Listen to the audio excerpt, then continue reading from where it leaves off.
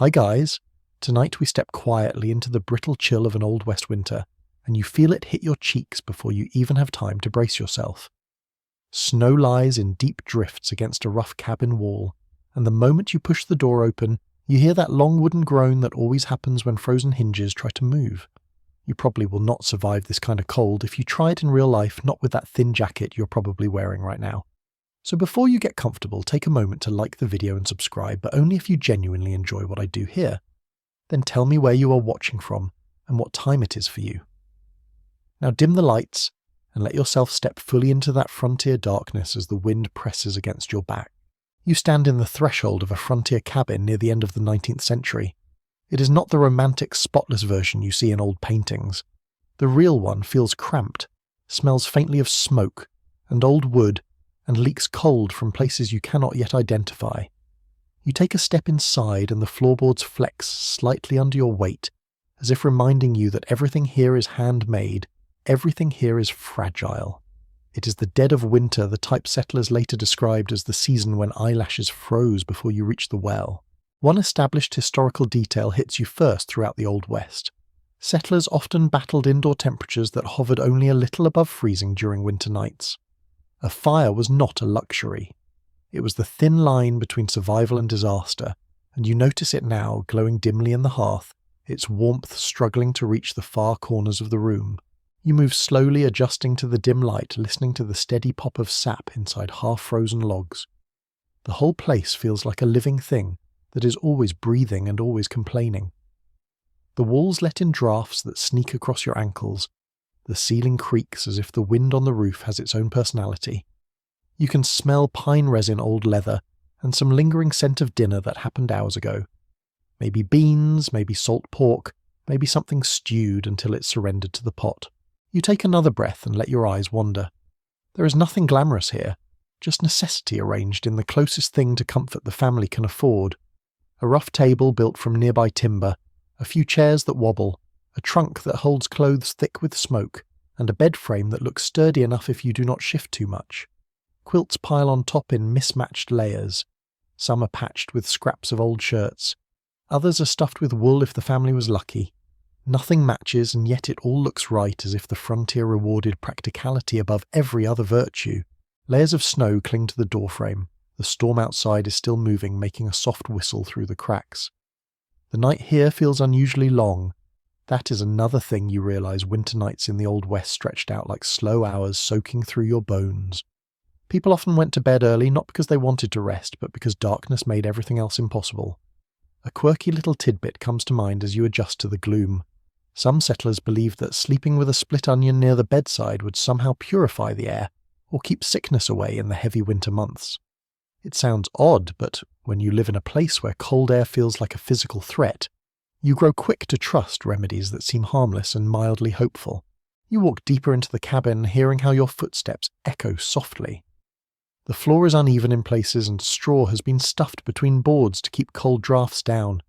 You lift your hand toward the ceiling and even inches below it the air is warmer layered like invisible blankets. People knew this.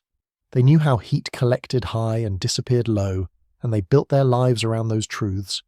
You feel it now the way your fingers warm up once they reach the upper air, as if the room itself is offering you a little lesson: stay low and freeze rise up and survive. The fire dims for a moment, dropping to a low red glow. You instinctively step closer. The hearth is the heart of this entire place. Without it, everything would fall apart.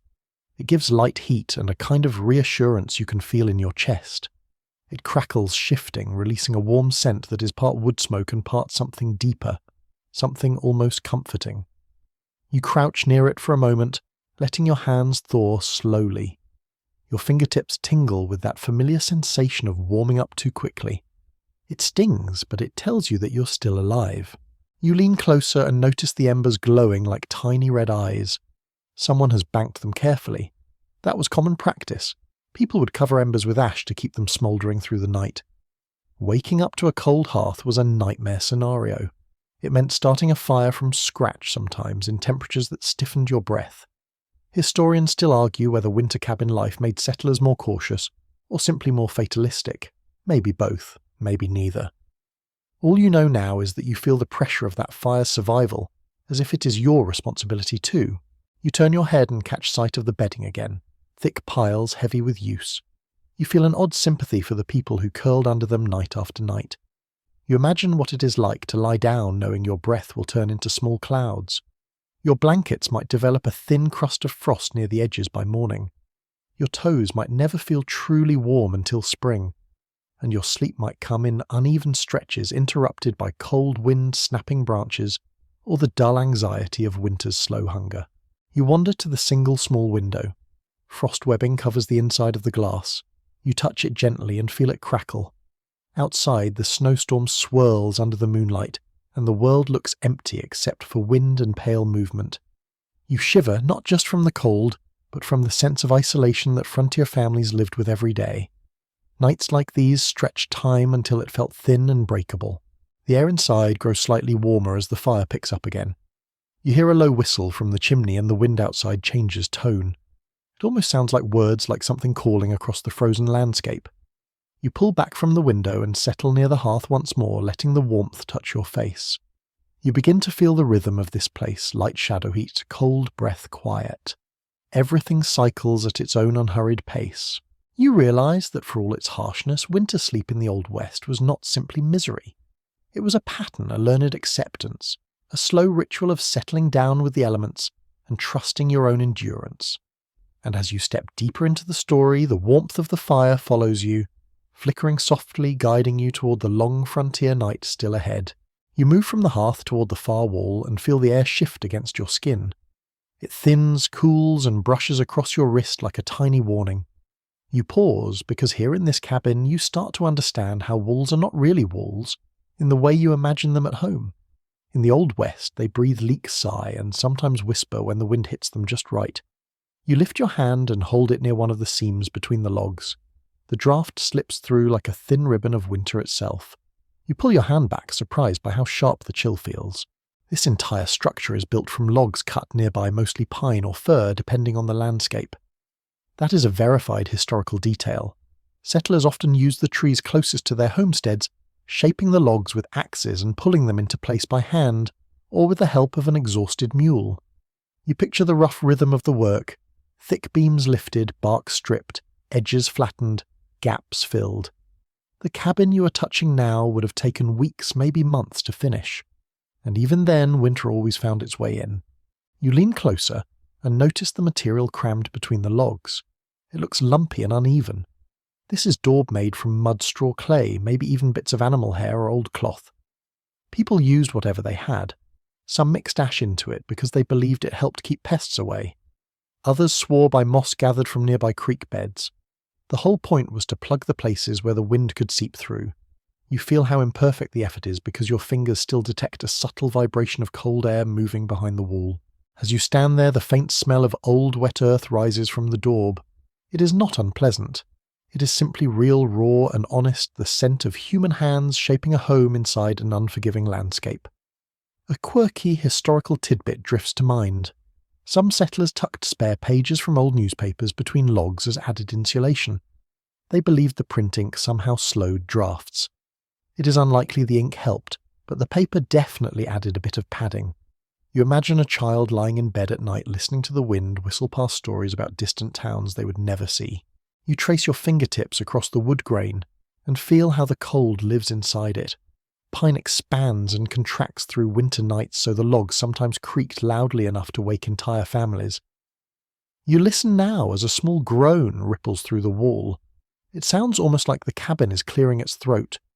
You cannot help but smile at the idea that these buildings had personalities, moods, even voices. And maybe they did, at least in the evenings when the wind pressed hard against them. You move along the wall and the floor responds softly beneath your feet. Each board flexes a little. Every step seems to stir a new draft from a place you did not expect. Settlers understood this too. They laid rugs or scattered straw on the floor to trap heat, not because it was stylish, but because the cold liked to rise from the ground like a patient predator. You brush the toe of your boot across the edge of one of these makeshift coverings. It crunches faintly, probably frozen in spots from the damp that seeped up earlier that day. You take a breath and feel how the air at this side of the cabin carries a different character compared to the firelit centre. It is sharper, thinner, and almost metallic. You can taste the cold lightly on your tongue. It brings a kind of awareness to your senses. Settlers describe this feeling as the cabin having warm spots and cold corners. You understand now. One step forward is comfort. One step sideways is discomfort. Night after night you would learn the exact placement of warmth, almost like navigating invisible borders. You press your palm flat against a log and close your eyes. The surface is cool, rough and faintly damp. Winter moisture clings stubbornly, soaking slowly into the wood. Inside the cabin, that dampness becomes a presence you learn to ignore, but it affects everything. Bedding, clothing, tools stored against walls, even the rhythm of your breath. You open your eyes again and spot the places where frost has begun forming on the log edges. In the darkest corners of cabins like this, frost flowers sometimes form delicate white patterns. They looked beautiful, but reminded families just how thin the barrier between them and the wilderness really was. You step back. The wall seems almost alive. It exhales small puffs of cold, then settles again. This is the breathing effect settlers talked about. A living building that expands in daylight warmth and contracts in night chill. You sweep your hand across the surface again and notice how uneven it is. You picture the builder working hurriedly before winter arrived, trying to finish before the first heavy storm. You can almost see him wiping sweat from his face while the logs scraped his knuckles. Historians still argue whether cabins like these were genuinely efficient winter shelters or simply the best option people had under pressure. Some claim the thick logs were remarkably good insulators. Others insist the constant drafts destroyed any notion of comfort. After feeling the leaks yourself, you understand why the debate continues. Maybe the truth is somewhere in the middle. The cabins were good enough, never perfect, always flawed, always dependable in their own rugged frontier way. You shift your gaze to the ceiling.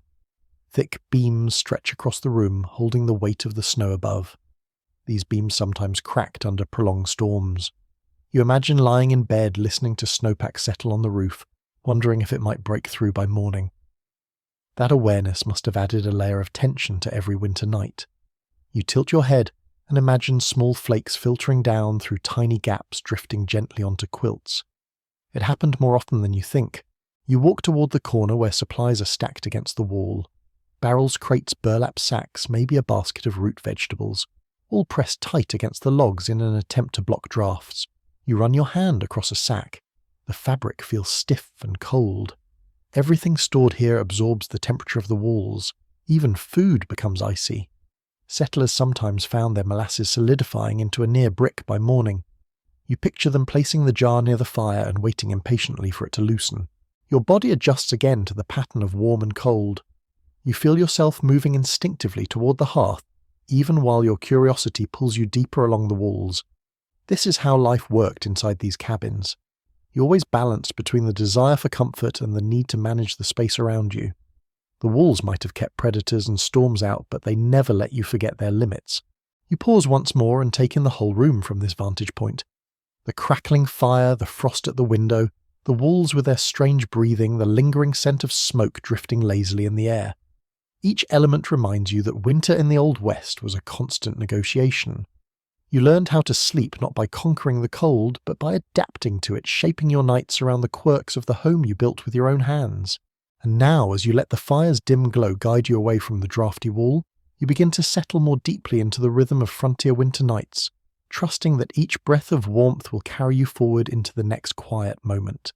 You drift back toward the fire and let its shifting glow catch your eyes again. The cabin feels slightly warmer now, though the cold never truly leaves. It lingers in corners and clings to the floor like a stubborn visitor who refuses to step outside. You sink slowly to a low stool beside the hearth, and for a moment the world narrows to the sounds of crackling pine, the faint hiss of sap, and the quiet pulse of heat that works its way toward your hands. This is where winter nights in the Old West gained their rhythm. Fire was the anchor that held everything together. You lean closer and notice how the flames move and change colour with every fresh log. People then knew fire intimately.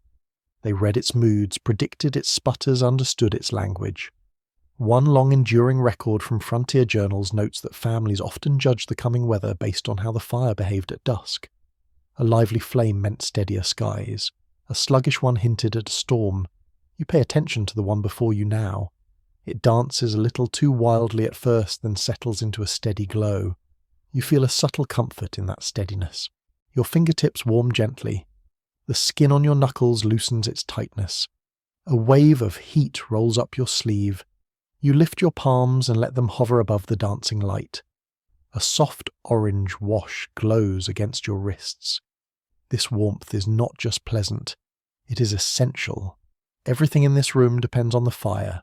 Cooking, heating, light morale, and even sleep. A home without a working hearth would be unthinkable in the depth of winter, and you can sense why. Your shoulders relax slightly, pulled into that warm embrace. You shift your focus to the firewood stacked nearby. A small pile of split logs and bark still flaking rests at the ready. Old West families planned their winter fuel with almost mathematical care. Using too much too early meant freezing later. Using too little meant restless nights with shivering limbs. You run a finger over one piece of wood. It feels dry, rough, and surprisingly light.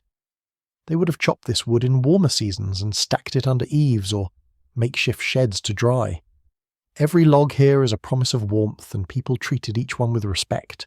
A soft pop startles you, as a knot in the wood bursts under the heat. Sparks jump like tiny fireflies before fading into the hearth. The smell that rises next is deep and earthy, a smoky perfume that settles into fabric, hair, and memory. Many pioneer women complained that everything they owned smelled faintly like a campfire from October through March. You breathe in, and the scent settles easily into your lungs. It reminds you of long nights, thick blankets, and a world moving at a slower pace. There is a peculiar little note you notice now. The fire has pieces of dried sage in it. Maybe someone tossed them in earlier. Some settlers believed that burning sage or cedar helped purify the air or ward off winter sickness. It is a side detail people rarely mention, yet it fits naturally into this space. As the faint herbal scent rises, it mixes with the sharpness of wood smoke, creating a smell that feels older than the cabin itself. You stir the logs gently with an iron poker. The metal handle is cold enough to bite at your fingers, but the tip glows faintly from sitting too close to the coals. You push one log toward the center and watch sparks swirl upward in tiny spirals. The fire brightens instantly. For a moment, the shadows around the room leap back as if surprised. This small act of tending the fire was part of the nightly ritual. People took turns, especially when storms raged outside. You can imagine the half-asleep shuffle across the room, the sigh, the quick adjustment, the attempt to slip back under covers without losing all the warmth stored in the bedding. A low hum fills the cabin. It takes you a few seconds to realize it is the sound of rising heat curling up the stone chimney. The draft pulls smoke upward with a soft, constant whisper. This is the cabin breathing again, though in a gentler way compared to the icy leaks in the walls. You tilt your head and watch how the flames funnel naturally toward the chimney opening, drawn upward, as though pulled by invisible hands. You notice the firelight reflecting off metal near the hearth. A kettle sits tucked close to the embers. The surface is blackened, dented, and coated in the residue of 100 winter nights spent warming water or simmering leftovers. People often kept water warm overnight because frozen water was more than an inconvenience. It made cooking difficult, washing impossible, and morning routines painfully slow. You touch the side of the kettle and feel a mild heat. Not enough to burn, just enough to promise usefulness. You wrap your hands around a wooden cup that rests nearby. Someone filled it earlier. It contains warm water or maybe a thin broth. As you lift it toward your lips, steam curls upward in lazy trails. You sip slowly. The warmth spreads through your chest, dissolving a layer of winter weariness. In frontier diaries, there are entries describing how a hot drink before sleep made the cold feel less threatening. Even if the cabin walls moaned and snow piled high, the warmth inside your body helped you drift off. The fire crackles again, interrupting your thoughts. A log shifts and collapses inward, sending a rush of sparks upward. You watch them fade with a quiet fascination. There is something hypnotic about the steady glow, the movements, the sounds. You could almost fall asleep right here on the floor, letting the warmth seep into your legs. Then another thought rises. Some frontier families believed certain patterns in the fire predicted luck or misfortune. If a log cracked loudly, it might signal a visitor on the way. If smoke curled back into the room instead of up the chimney, someone might argue the next day. These were not universal beliefs, but they added a layer of story and superstition to everyday life. You glance at the smoke. It travels neatly upward, smooth and steady. That seems like a good omen for your coming night. You lean back slightly, feeling the warmth reach your face. The glow maps itself across your cheeks, soft and comforting. You become aware of your own breath, the rhythm of inhaling warm air and exhaling small clouds of steam that vanish instantly. You let that rhythm settle in your mind. Your eyelids grow heavier. The line between wakefulness and drifting becomes thin. But before you slip too far, a thought nudges you gently. Some researchers today still discuss the deeper psychological comfort the hearth provided. It was not just a source of heat, but a symbol of safety, community, and survival. When everything outside was frozen and silent, the fire spoke in its own language. Soft hisses, low rumbles, bright sparks. It reminded you that you were not alone. Even if the nearest neighbour lived miles away across empty fields, the fire kept you anchored to the idea of home. You shift again, watching the flames swirl around the largest log. Like glints off the iron tools hanging alongside the hearth, shadows flicker across the ceiling. You realise you could sit here for hours, breathing in the warmth and listening to the long winter night press gently against the cabin walls. The fire steadies itself, and its glow wraps around you like another layer of blankets. You settle deeper into that glow, ready to follow it into the next quiet moment of the long frontier night. You rise from your seat by the hearth, letting the warmth cling to you for a final lingering moment before you drift toward the bed. The quilts and hides stacked there catch your eye first. They look heavy, uneven, and slightly awkward, but there is something comforting in the roughness. You run your hand across the top layer and feel the thick, slightly oily texture of a buffalo robe. Its coarse hair brushes your skin in a way that feels ancient and instinctive, as if it carries the memory of plains, snow, and long migrations carved into every fibre. One detail that frontier accounts consistently mention is the sheer importance of buffalo hides in winter. They served as coats, bedding, door coverings, and sometimes even makeshift mattresses. You tug lightly at the edge of the robe, surprised by its weight. Settlers often said sleeping under one felt like being pressed gently into the earth. Heavy, warm, a little wild. You pull the robe up and inhale. The scent is faint but distinct, an earthy musk that never fully washes out.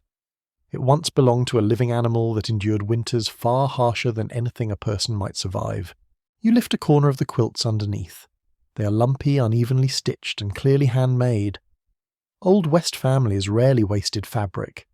Every scrap from worn shirts, faded dresses, or torn flour sacks became part of a quilt. Some squares are patterned, others plain. Some are patched multiple times.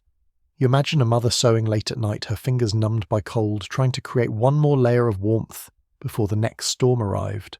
You press down on the mattress and it crunches softly. This is a straw tick, a common feature in frontier beds. It is filled with dried grass or hay packed into a cloth envelope. Over time, the straw breaks down, flattening and shifting into odd lumps that poke at your ribs. People stirred and refilled these ticks regularly. You lower your weight onto it now, and the unevenness surprises you. There is a hollow near your hip, a firm bump under your knee. The bed refuses to conform to your body. Instead, you must adjust yourself to it. A faint scent rises from the straw, dry, dusty, with a hint of old fields baked under summer sun. You would not expect a bed to smell like harvest season, yet here it is a reminder of life beyond the walls, tucked beneath quilts and hides in the middle of winter. You shift your attention to a corner where spare bedding is stacked. You notice something odd, a folded length of canvas lying among the quilts. Some families used layers of canvas or old wagon covers as insulation on particularly brutal nights. It trapped heat efficiently, though it made the bed feel stiff. You run your hand over it. The surface is rough, uneven, and still carries traces of dust that seem permanently embedded. A small, nearly forgotten story comes to mind. In a few remote cabins, people stuffed mattresses not with straw but with dried corn husks. They crinkled loudly every time someone shifted, making a constant soft rustle echo through the night. You imagine the sound now as you settle deeper onto the bedding, a whisper of movement like a field blowing gently under moonlight. Your gaze drifts toward the corner of the mattress where a thick roll of cloth peeks from under the quilts. It turns out to be an old coat repurposed as an extra layer. Frontier resourcefulness knew few limits. If something could hold warmth, it had a place in the nightly sleep ritual. Another detail repeated in many household letters of the time is the practice of layering multiple thin quilts, rather than relying on a single thick blanket. Thin layers created small pockets of trapped air that warmed quickly. You pull one quilt up and feel its softness. The stitching is uneven, the fabric faded. Yet it feels surprisingly warm the moment it settles against your skin. You stretch out on the straw tick and let your body sink into the imperfect softness. The cold immediately pushes up through the mattress, reminding you that comfort was always partial in this era. The warmth of the fire reaches this spot only faintly. Your breath fills the air in soft clouds that drift above you before disappearing. You glance at the wooden frame around the bed. It creaks softly when you shift. The wood is rough, cut by hand, and still shows faint tool marks. Beds like these were sometimes built right into the structure of the cabin, connected to the wall for stability. You touch the frame and feel the cold absorbed into the wood. It sends a faint chill up your arm. Your thoughts drift to the materials settlers used when hides or quilts were scarce.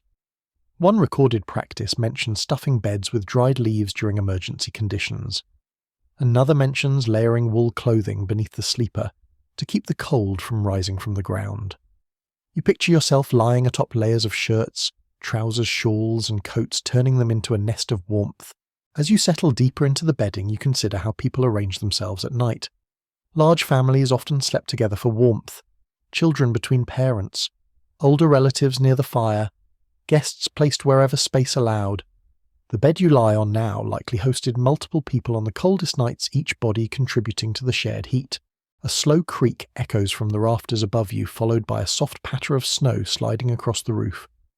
The sound eases you further into the setting. Winter nights had their own compositions. The shifting of wooden beams, the muffled thud of snow falling in clumps, the faint rustle of small animals moving under the cabin. All of it blended into a lullaby no one asked for, but everyone learned to accept. You adjust the quilts again, pulling them up toward your chin. The weight surprises you. It feels like someone gently pressing you into stillness. This heaviness calms your breath. Your limbs loosen. Your body warms, slowly helped by the way the hides trap heat against your chest and legs. You let your hand slip beneath the buffalo robe, testing the layers beneath. The wool is rough, almost scratchy, but it holds warmth exceptionally well. Diaries of the time often praised the insulating power of wool even when damp. That small detail would matter immensely in a cabin where humidity crept through walls and where steam from the hearth drifted into blankets nightly. Yet one question still lingers. Modern historians sometimes debate how comfortable these beds truly were. Some argue that the combination of hides, quilts, and straw created a surprisingly warm, sleeping environment. Others insist the drafts, uneven stuffing, and constant cold seeping upward made rest fragmented and shallow. You lie there now and feel truth tugging from both sides. There is warmth, but it is a conditional warmth, a warmth you must protect, maintain, and work for. Your hand drifts to the edge of the straw tick where the fabric is stitched in a crooked line. You trace your finger along it. You imagine someone sitting near the fire needle in hand repairing this very seam during a long winter evening. Their stitches are uneven, rush-tired, but they hold the straw inside, they hold the warmth steady. You breathe in again. The bedding smells faintly of smoke wool and earth. It feels lived in, shaped by countless nights of survival. You sink into that sensation, letting the warmth gather around your ribs. Outside, the wind shifts direction. It taps at the cabin wall with a hollow thud. Inside, wrapped in hides and quilts heavy with history, you feel a small bubble of comfort form around you. Imperfect, thin in places, but real. You close your eyes, letting the bed's uneven softness cradle your weight as the long winter night stretches ahead. You pull yourself up from the bedding, feeling its lingering warmth cling to your legs as you stand. The moment you leave those heavy hides, the cold wraps around your ankles again. It waits patiently, always ready to reclaim whatever warmth you manage to build. You take a slow breath, watching your exhale fade into the dimness. Then your attention drifts towards something lying near the bedside, a pair of boots placed carefully within reach. You crouch down and touch them. The leather feels stiff cold and slightly damp from melted snow earlier in the day. You press your thumb into the side and feel how the material is frozen into a near-solid shape. It hits you instantly why Old West sleepers kept boots near or even inside their beds. Diaries from ranch hands often mention that footwear left on the floor during winter nights turned so rigid by morning that you could not bend the leather enough to slip your foot inside. In extreme cases, people even slept with their boots tucked under blankets, not for sentimental reasons, but because frozen boots could delay morning chores in dangerous ways. You hold the boot close to your chest for a moment, letting your warmth soften the leather. It slowly yields under your palm. You imagine how many nights people curled up with their gear the same way, treating clothing like vital companions rather than objects. Winter survival required you to think ahead. If something froze, you suffered. That simple truth guided decisions at every hour. You glance around and notice clothing draped over the end of the bed. A heavy coat, thick wool trousers, a shirt that looks more like coarse burlap than anything comfortable. The seams bulge where extra pieces have been stitched in to reinforce elbows and knees. You lift the shirt and feel how cold it is. The fabric bites lightly at your fingertips. It is unpleasant, but the alternative is worse. Putting on frozen clothes in the morning was an agony people described in painful detail. You bring the shirt close to the firelight and feel how even this slight warmth softens the fibres. A small memory from frontier letters floats into mind. Some families slept with their firearms or tools within the bedding too, not because of bandit fears, but because metal froze so quickly that touching it barehanded in the morning could feel like grabbing ice. You look toward the corner and see the faint silhouette of a metal pan hanging on a hook. Even from here you can sense the cold radiating off its surface. You return to the boots. One lies on its side, the other upright. You pull the upright one closer and peek inside. The lining is worn thin. A bit of wool stuffing fluffs upward, brittle with age. You imagine slipping your foot inside and feeling that first shocking chill before the warmth slowly builds. People in the Old West did not expect comfort. They expected tolerable discomfort, and they shaped their lives accordingly. You sit on the edge of the straw tick and examine a pair of thick socks resting nearby. They are wool-patched again and again. One toe seam has been repaired so many times it looks more knot than fabric. You run your hand over the rough stitching, recognizing the care put into it. A recorded household note from the period mentions that socks were sometimes the most valued item during winter, because they were the first to wear through. You can understand why. Every step inside a freezing cabin required protection, and wool was the thin shield between flesh and frost. You lift a sock to your nose. It carries the faint smell of smoke and lanolin, the natural oil of wool that helps repel moisture. That smell has a strange comfort to it. You imagine how people pulled these socks on right after dinner, keeping them warm from the fire before slipping quickly into bed. That warmth would fade within minutes, but even a brief moment of comfort mattered deeply. A small peculiar detail emerges from the back of your mind. Some settlers placed small heated stones near their feet at bedtime. They wrapped the stones in cloth to prevent burns. The warmth lasted short minutes, but those minutes helped them drift into sleep faster. You imagine reaching under the buffalo robe now and finding such a stone nestled near your toes. The idea is charming and practical all at once.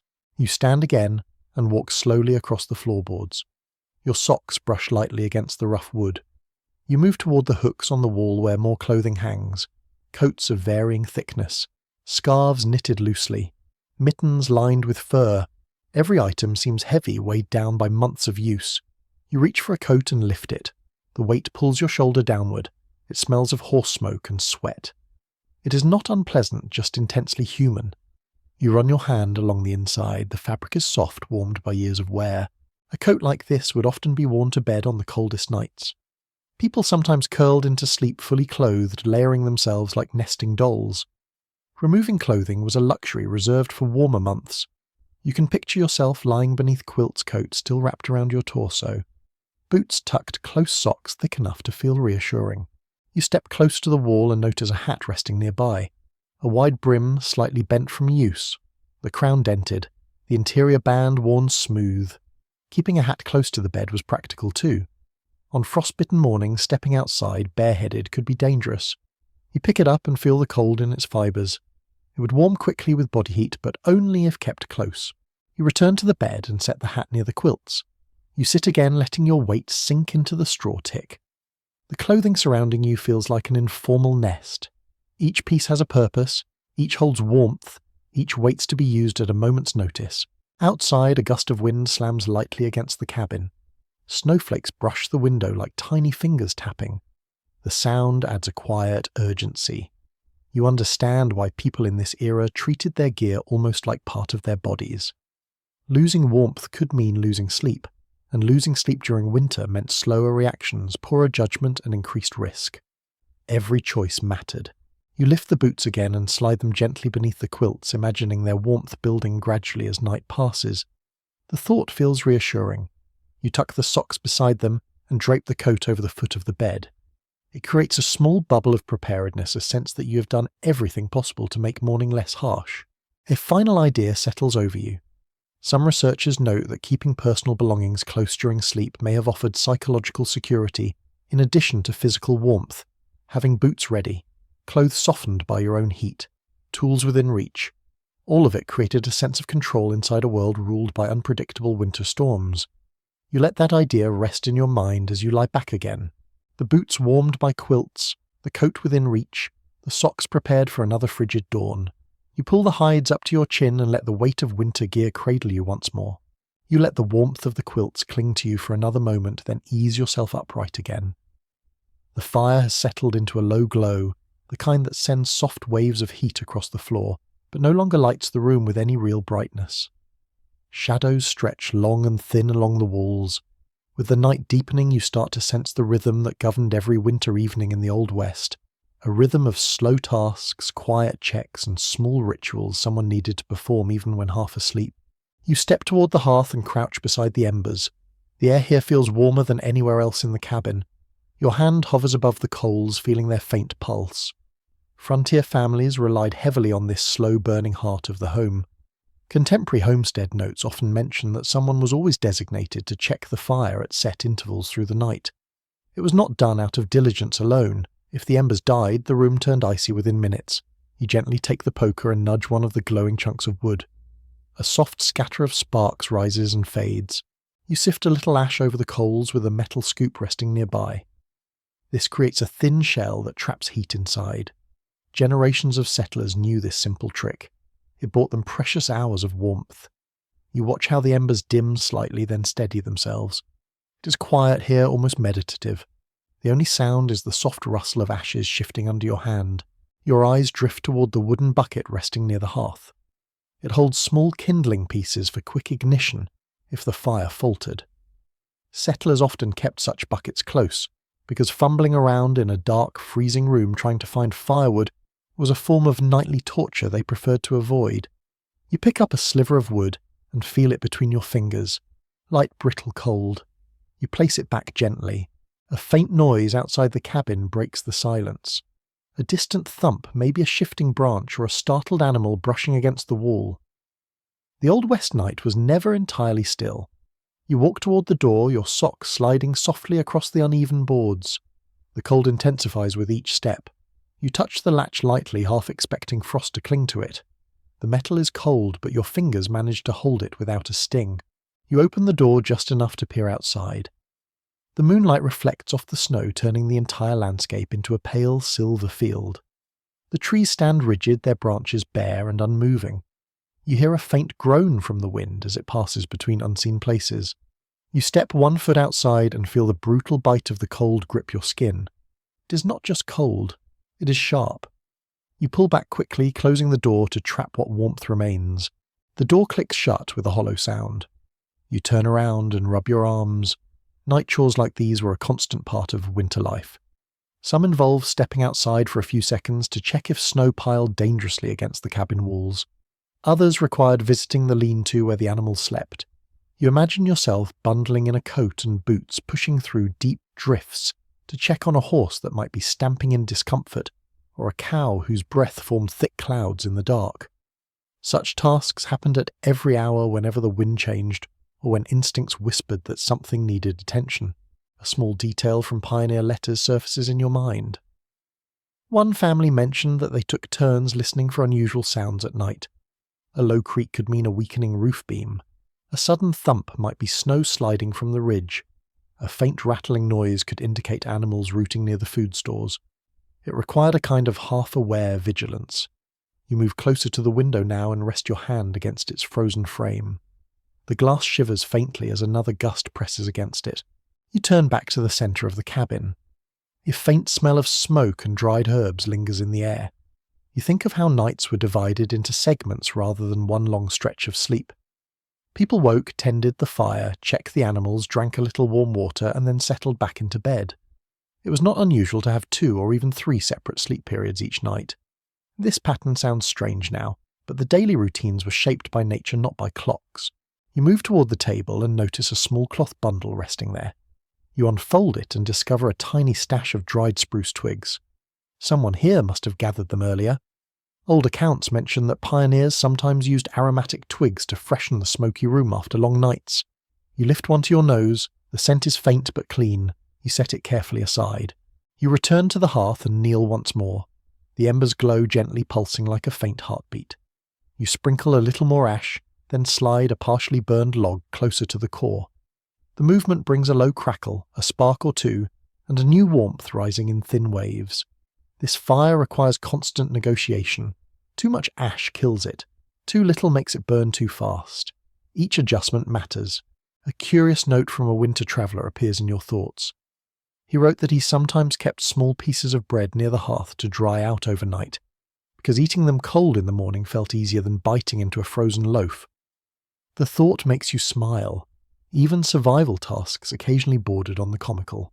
You look upward at the dark ceiling rafters. The shadows shift as the embers brighten. The wood above you creaks gently. You imagine the roof enduring the weight of snow, tightening in the cold, loosening slightly as the fire warms the air. You sense how fragile the structure feels at this hour, even though it has likely survived many winters already. Your thoughts drift to the emotional atmosphere these nightly chores created.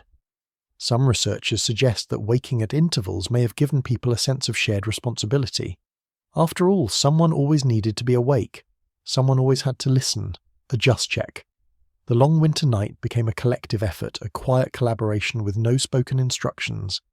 You let that idea settle inside your mind for a moment. Then you rise from the hearth and stretch. Your joints crack softly. The warmth clings to your face for a final breath, then begins to fade as you step away. You glide back toward the bed, knowing you will need to return to the fire again before dawn, but for now the cabin feels steady. The soft glow from the coals casts a gentle pattern on the walls. The wind outside has calmed slightly. You slip beneath the heavy quilts once more, letting the buffalo robe settle across your chest. The warmth builds slowly, layer by layer. Your eyelids droop and you surrender to a brief drift of rest, knowing that the long winter night still has more rhythms to reveal before morning arrives. You settle beneath the quilts again, letting the warmth rise slowly around your shoulders. Your breathing steadies as the fire's glow softens across the room. For a moment the cabin feels peaceful. Then you hear it. A faint shuffle in the darkness, too light to be a person, and too bold to be the wind. You open your eyes the way someone in the Old West might have done, calmly expecting the cabin to contain more life than just the humans sleeping inside it. Your gaze travels across the room and lands near a pile of stored grain. The fabric bulges for a second, then stills. You smile wryly because this is no surprise. One common reality of frontier winters noted in household diaries was the presence of small animals living inside the cabin. Mice, squirrels, and the occasional weasel found cracks to slip through when temperatures dropped. As long as they did not destroy food stores, families often tolerated their presence. It was warmer in here than in the outbuildings, and warmth attracted every living creature. You shift under the quilts and listen closely. A tiny rustle, a soft scritch, then silence. You imagine a mouse braving the cold board, searching for stray crumbs, unaware of you watching. The sound blends easily with the logs cracking in the fire. You adjust one leg and the straw mattress crunches in response. The mouse pauses. You pause. This standoff is gentle, almost humorous. Your eyes drift toward the corner where a cradle sits, pushed tightly beside a stack of blankets. Even that cradle does not seem empty. A faint movement under the quilts reveals a small dog curled at the bottom. It lifts its head sleepily, gives a soft huff of warm breath, then burrows deeper again. Families often let dogs or even young goats sleep inside during the harshest winters. Animals added real warmth, and warmth ignored social categories. You reach out your hand toward the dog, but let it rest. Its slow breathing brings a quiet comfort to the room. A memory from a settler's letter floats into your mind. She wrote that during one fierce winter, the family chickens slept in the kitchen corner because the coop had nearly frozen over. Imagine waking to soft clucks and feathers drifting in the air as you stirred embers at dawn.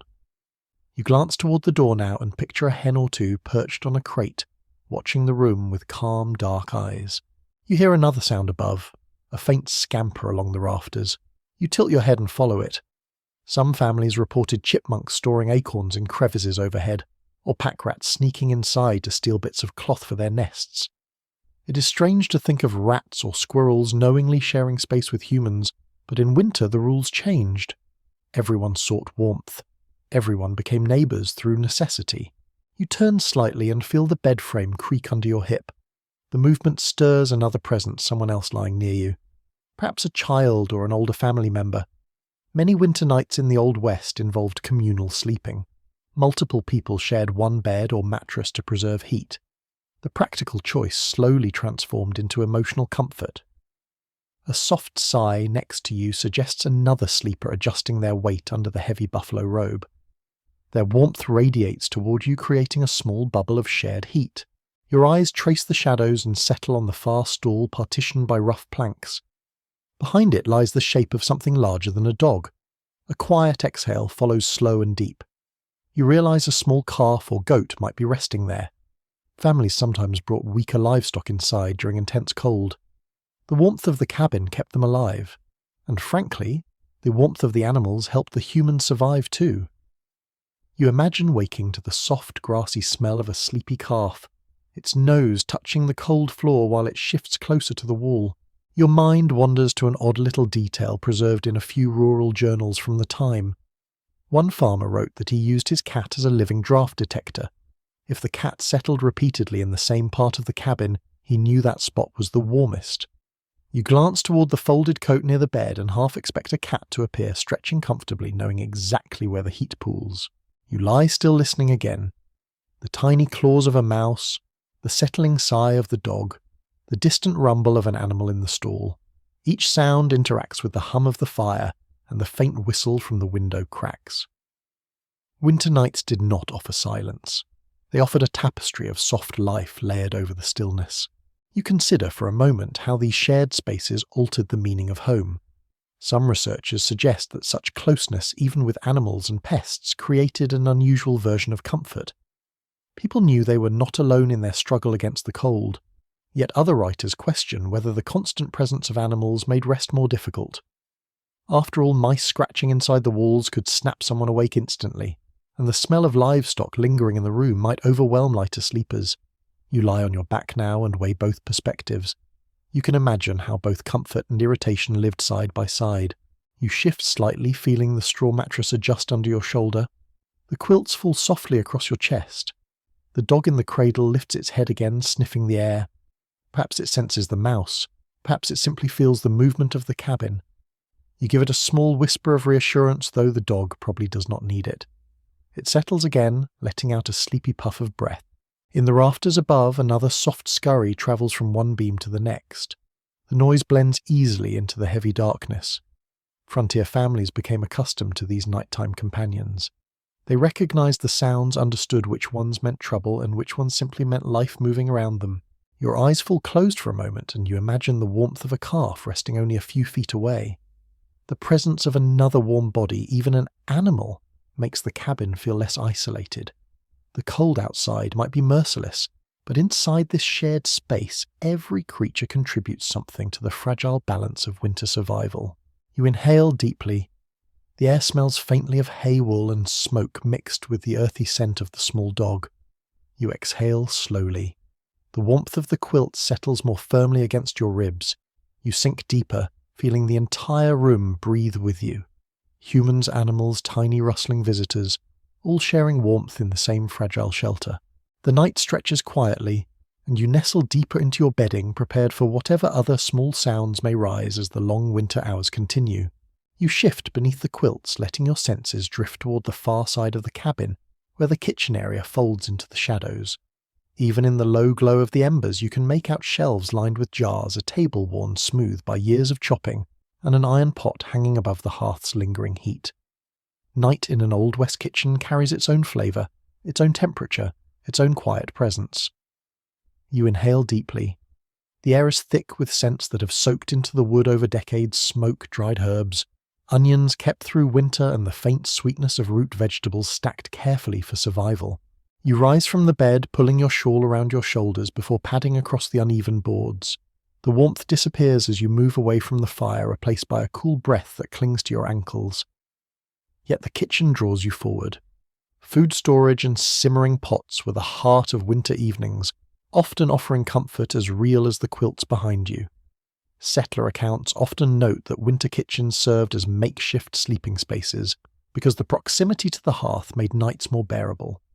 You move toward the table and feel how the air shifts again, carrying the memory of earlier meals. You touch a wooden bowl resting at the edge of the table. Its surface is smooth, worn, almost silky by use. Frontier families used bowls like this for everything: porridge, stew, dried fruit, even storing small handfuls of nuts. You pick it up and bring it close. The scent that lingers inside is a mix of cooked cornmeal and smoked meat, a common combination described repeatedly in frontier letters. Food was simple, repetitive, and often dictated by what could survive long months of frost. You glance at the pot hanging over the coals. A faint steam rises, meandering lazily before vanishing in the cool air. Someone left something warming inside, just in case anyone woke hungry. You lift the lid slightly and see a thick broth still shimmering faintly. Root vegetables float near the top: carrot, turnip, maybe potato. In the old West winter kitchens, leftovers never sat long because every warm bite mattered. You lower the lid and let the soft scent of stew settle into your senses. It feels grounding, as though the very smell could warm your ribs. Your attention drifts to a row of onions braided together and hanging from a beam. Their papery skins whisper softly when you brush your fingers across them. Families stored onions for months this way, relying on them for flavour preservation and a surprising bit of practical magic. One old household note from the era mentions that some believed onions absorbed illness from the air. Whether or not that was true, the belief offered comfort when nights felt long and sickness lurked in the cold. You take one braid gently and let it sway back into place. On the corner of the table sits a block of hardened cheese wrapped in cloth. It feels cold to the touch, almost rock-like. Food changed texture in winter. Biscuits stiffened. Butter became so solid you had to chip pieces away rather than spread them. You tap the cheese lightly against the table and hear a dull thud. That sound alone tells you how frigid the room becomes when the fire rests low. A few steps to your right, a crate of apples sits beneath the window. The apples are wrinkled, some bruised, but still edible. Families often stored apples through winter, turning them into pie sauces or simple midnight snacks. You lift one and feel the cool weight in your palm. Its sweetness has condensed with age, and its scent is faint but comforting. You take a tentative bite. The fruit is soft, slightly grainy, and carries the faintest taste of summer preserved in a winter night. Your eyes drift toward the ceiling, where bundles of dried herbs hang from rafters. Sage, thyme, peppermint, perhaps yarrow, each bundle tied carefully with twine. The herbs sway when the wind presses against the cabin, releasing whispers of fragrance. These plants were used for everything: seasoning stew, making tea, soothing stomach aches, and perfuming the long, smoky nights. A few families even tucked bundles near bedding to help with sleep. You brush your fingers against one bundle and feel the leaves crumble softly. You step closer to the shelves where jars of preserved vegetables line the boards. Pickled cucumbers, beans, sealed in brine berries, turned into thick jam. The jars look like captured memories, small bright spots trapped behind frosted glass. Settlers depended on this supply through the coldest months when fresh food became a distant idea.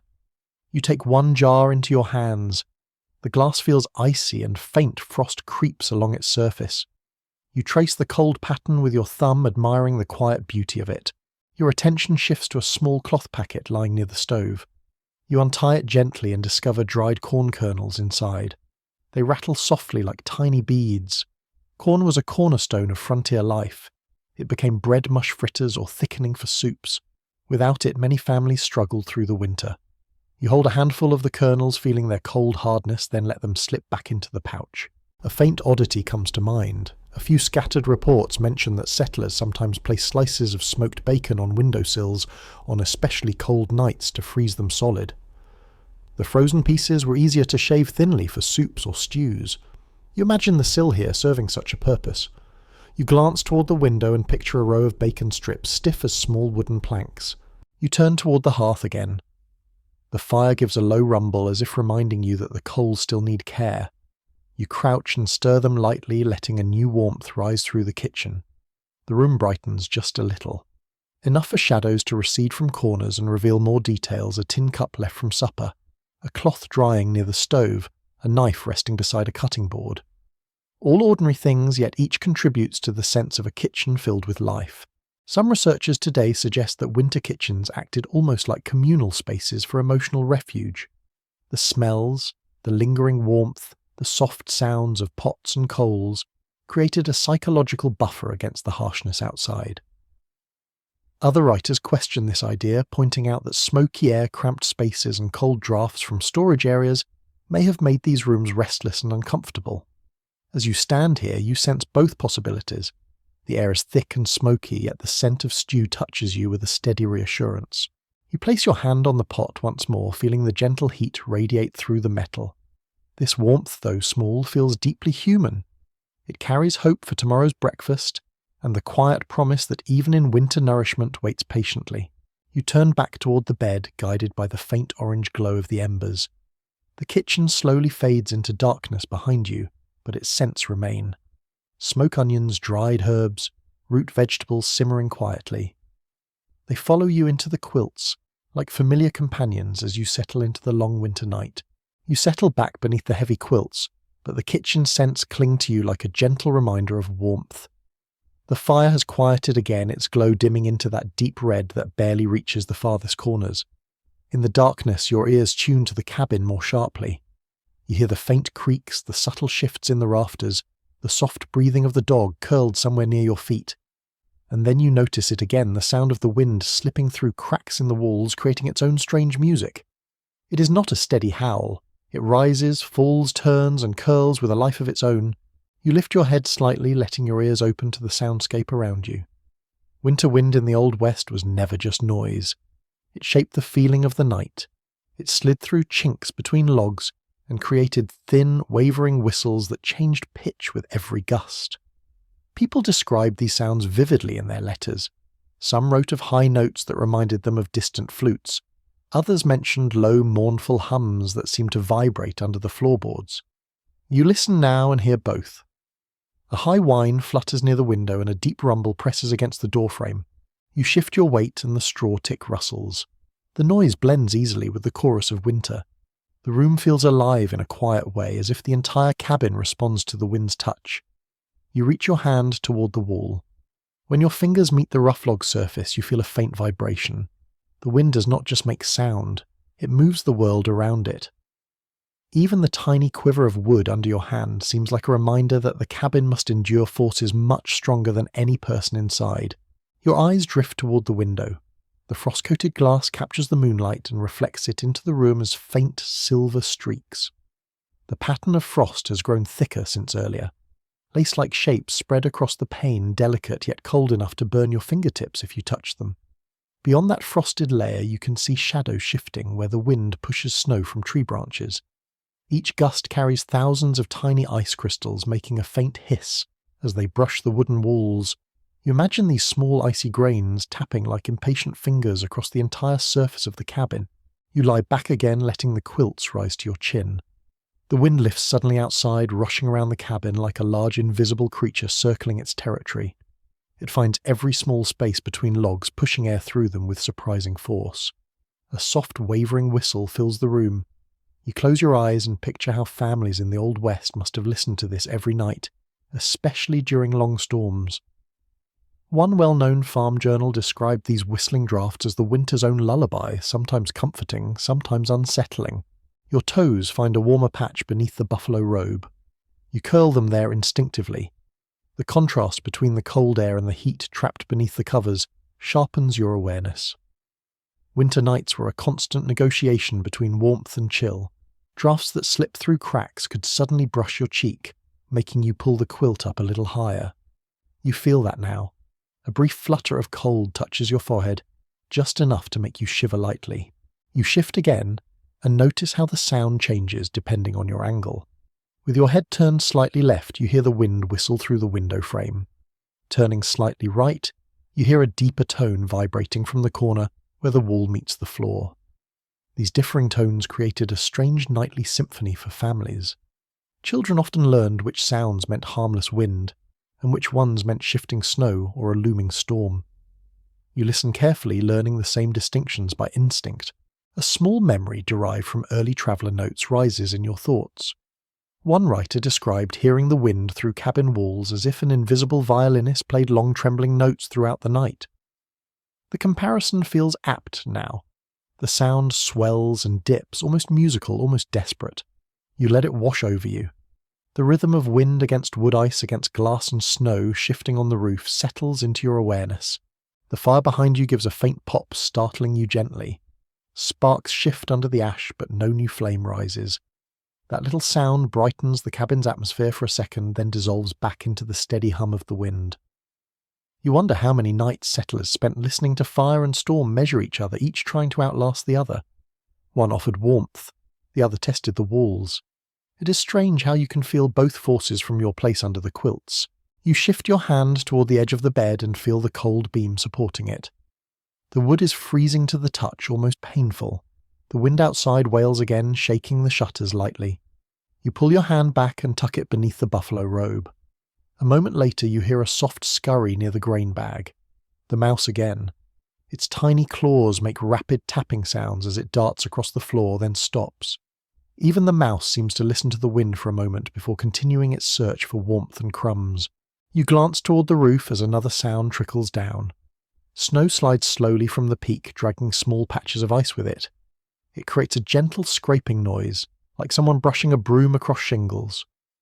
The noise softens as it reaches the edge of the roof, then becomes silence again. Many frontier families wrote that these sounds of shifting snow often woke them during the cold months. You listen to it with quiet curiosity rather than fear. A deeper sound follows almost like a low hum. The wind presses against the roof beams, creating a strange resonance. Some modern scholars have suggested that cabins amplified wind tones in a unique way, turning gusts into almost musical frequencies. Others argue that the effect varied wildly depending on how well the cabin was built. As you lie here now, feeling the low hum vibrate faintly through the wood, you can imagine both views holding truth. The sound neither comforts nor alarms you. It simply becomes part of the moment. You adjust your position once more, rolling onto your side. The quilts slide against your arm, making a soft whispering sound. The dog near the cradle stirs at the movement, then settles again, breathing slowly. Even its breath becomes part of the room's atmosphere. Warm, rhythmic, familiar. You appreciate how every living creature inside the cabin adds a quiet counterbalance to the wind's restless voice. A sudden gust rushes against the window, strong enough to make the frost shift slightly on the glass. The hiss that follows is sharp, crisp, almost slicing through the room's warmth. You picture the world outside, snow swirling in circles, branches bending under the force drifts piling higher against the cabin walls. You take a slow breath, feeling grateful for the layers of quilts wrapped around you. As the wind settles again, you focus on the quieter details. A soft tapping near the ceiling. Perhaps a loose piece of bark on the roof. A faint flutter of dried herbs hanging from a rafter. A slow creak as the cabin adjusts to changes in temperature. All these microsounds weave together, forming a winter soundtrack that families once memorized out of sheer repetition. You sink deeper into the bedding, letting the soundscape lull your mind. The wind whistles gently now, as if calming down after a moment of intensity. The room grows quieter, though not silent. The soft red glow from the embers paints faint patterns on the wall. You relax your hands, loosen your shoulders, and allow your breath to steady. For all the chill and all the noise, there is something almost soothing in this interplay of wind and wood. The cabin is holding firm. The fire still breathes. The darkness listens. You close your eyes and let the night's music carry you forward into the next quiet stretch of winter. You lie still for a few moments, letting the fading wind settle into the corners of the cabin again. The quilts feel heavy and warm against your chest, but the air above them still bites faintly at your cheeks. You shift one hand outside the covers and instantly regret it. The chill grips your fingers like a slow, tightening clasp. You pull your hand back in quickly and let the warmth reclaim it. That tiny moment reminds you of something every old West winter sleeper knew instinctively: undressing was a luxury that bitter nights simply did not allow. You rise from the bed carefully, the buffalo robe sliding down your shoulders as you push yourself upright. Your breath drifts in front of you in a pale cloud, dissolving long before it reaches the far side of the room. You step toward the wooden peg on the wall where a thick wool shirt hangs. The shirt is stiff with cold, the fibres almost frozen into position. You rub your thumb along its edge and feel how the fabric bends reluctantly. On nights like this, people simply slept in what they wore during the day. Removing layers meant facing cold air so sharp it could make your skin ache in seconds. You reach for a pair of wool trousers draped over a crate. The fabric is rough, the interior patched again and again with scraps of softer material. A handful of frontier journals mention that families kept one set of thick winter clothing specifically for nighttime use. These garments became like personal cocoons that retained body heat long after fires died down. You hold the trousers against your chest for a moment, letting them warm slightly, then lay them neatly beside the bed in case you need them later. Your eyes drift toward a thick undershirt folded near the hearth. Not clean, not soft, but warmer than almost anything else in the cabin. In regions where winters were especially harsh, families often slept in multiple undershirts layered beneath their main clothes. You pinch the fabric between your fingers. It feels dense and slightly oily from years of wear. The smell of smoke clings to it. You drape it gently across the foot of the bed, imagining how comforting its weight must feel when the cold tries to seep through every crack in the walls. You look toward the small shelf where mittens rest. They are made of scraps of wool sewn together with simple stitches. Some families wore mittens in bed to prevent fingers from numbing in the night. You slide a hand into one mitten now and feel its rough lining. The wool scratches lightly against your skin, but it promises warmth.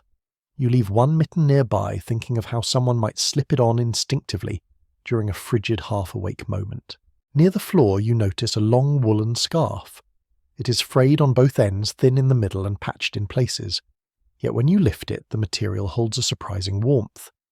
Settlers often wrapped scarves loosely around their faces while they slept, to keep icy draughts from biting at their noses and lips.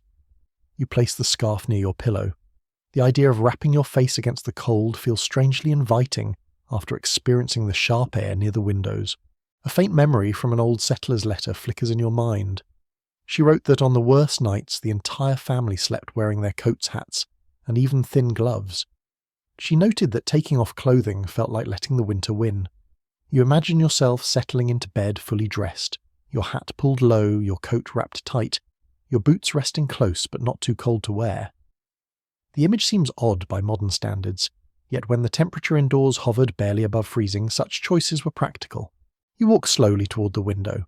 Frost creeps across the inside pane in delicate branching patterns. You touch the glass lightly and immediately pull back. The cold stings your fingertip. You blow warm breath across the frost but see little effect. Heat dissipates instantly. This helps you understand why undressing before bed felt almost unthinkable. Even the smallest exposure to cold stole warmth your body could not afford to lose. You notice a shirt hanging near the hearth again. Its sleeves are stiff and the collar has hardened slightly from moisture freezing. Families often hung clothing near the fire overnight to dry or thaw. You lift the shirt gingerly. It is warm in some places, cold in others. You feel how inconsistent heating creates a strange mix of textures. Some parts of the fabric become soft and pliable, while others remain stiff and cold. You place it back gently and watch a small wisp of steam rise from a damp corner. You turn toward the foot of the bed and see a pair of wool socks patched nearly to the point of unrecognizability. Socks were often layered at night, sometimes 2 or 3 pairs at once. You pick up one thick sock and slip your thumb inside. The inner wool feels coarse but retains heat remarkably well. A farm journal once described socks as a winter sleeper's first defense and last comfort. You understand why. Cold floors could numb feet so quickly that people tiptoed across boards trying to minimize contact with the icy wood. As you adjust the socks on the bed, a small memory from a frontier anecdote surfaces. Some families heated rocks near the fire, wrapped them in cloth and tucked them at the foot of their beds. Others warmed bricks or flat stones under their clothing before lying down. One writer even claimed that slipping heated stones into winter boots helped make the next morning less punishing. You picture yourself tucking a warm stone under the layer of socks, letting its heat seep upward. A low creak from the roof interrupts your thoughts. Snow shifts again, and a cold gust presses through a small gap between logs. You feel it brush across your arm. It sends a wave of goosebumps up your skin. You quickly pull your coat around your shoulders, savouring the warmth it traps against your chest. The coat is heavy, scratchy, and smells of horses and smoke, yet its weight feels reassuring. You step toward the bed and sit down again. The buffalo robe envelops you as you pull it upward. The dog in the cradle stirs, sensing your movement, then settles again. As you tuck the scarf near your chin, you feel safer protected inside your layers. It is almost like becoming part of the bedding itself. A few researchers have pointed out that winter clothing doubled almost as security blankets during harsh frontier nights. The weight, the warmth, the familiarity created a cocoon that helped people sleep in unforgiving conditions. Others argue that wearing so many layers must have made rest uncomfortable, perhaps even restricting movement. As you lie down fully clothed, you sense both realities. The warmth comforts you immediately. The heaviness presses gently across your ribs. You adjust your coat, pull the scarf near your cheek, tuck the thick socks close to your feet, and let the quilts drape over everything.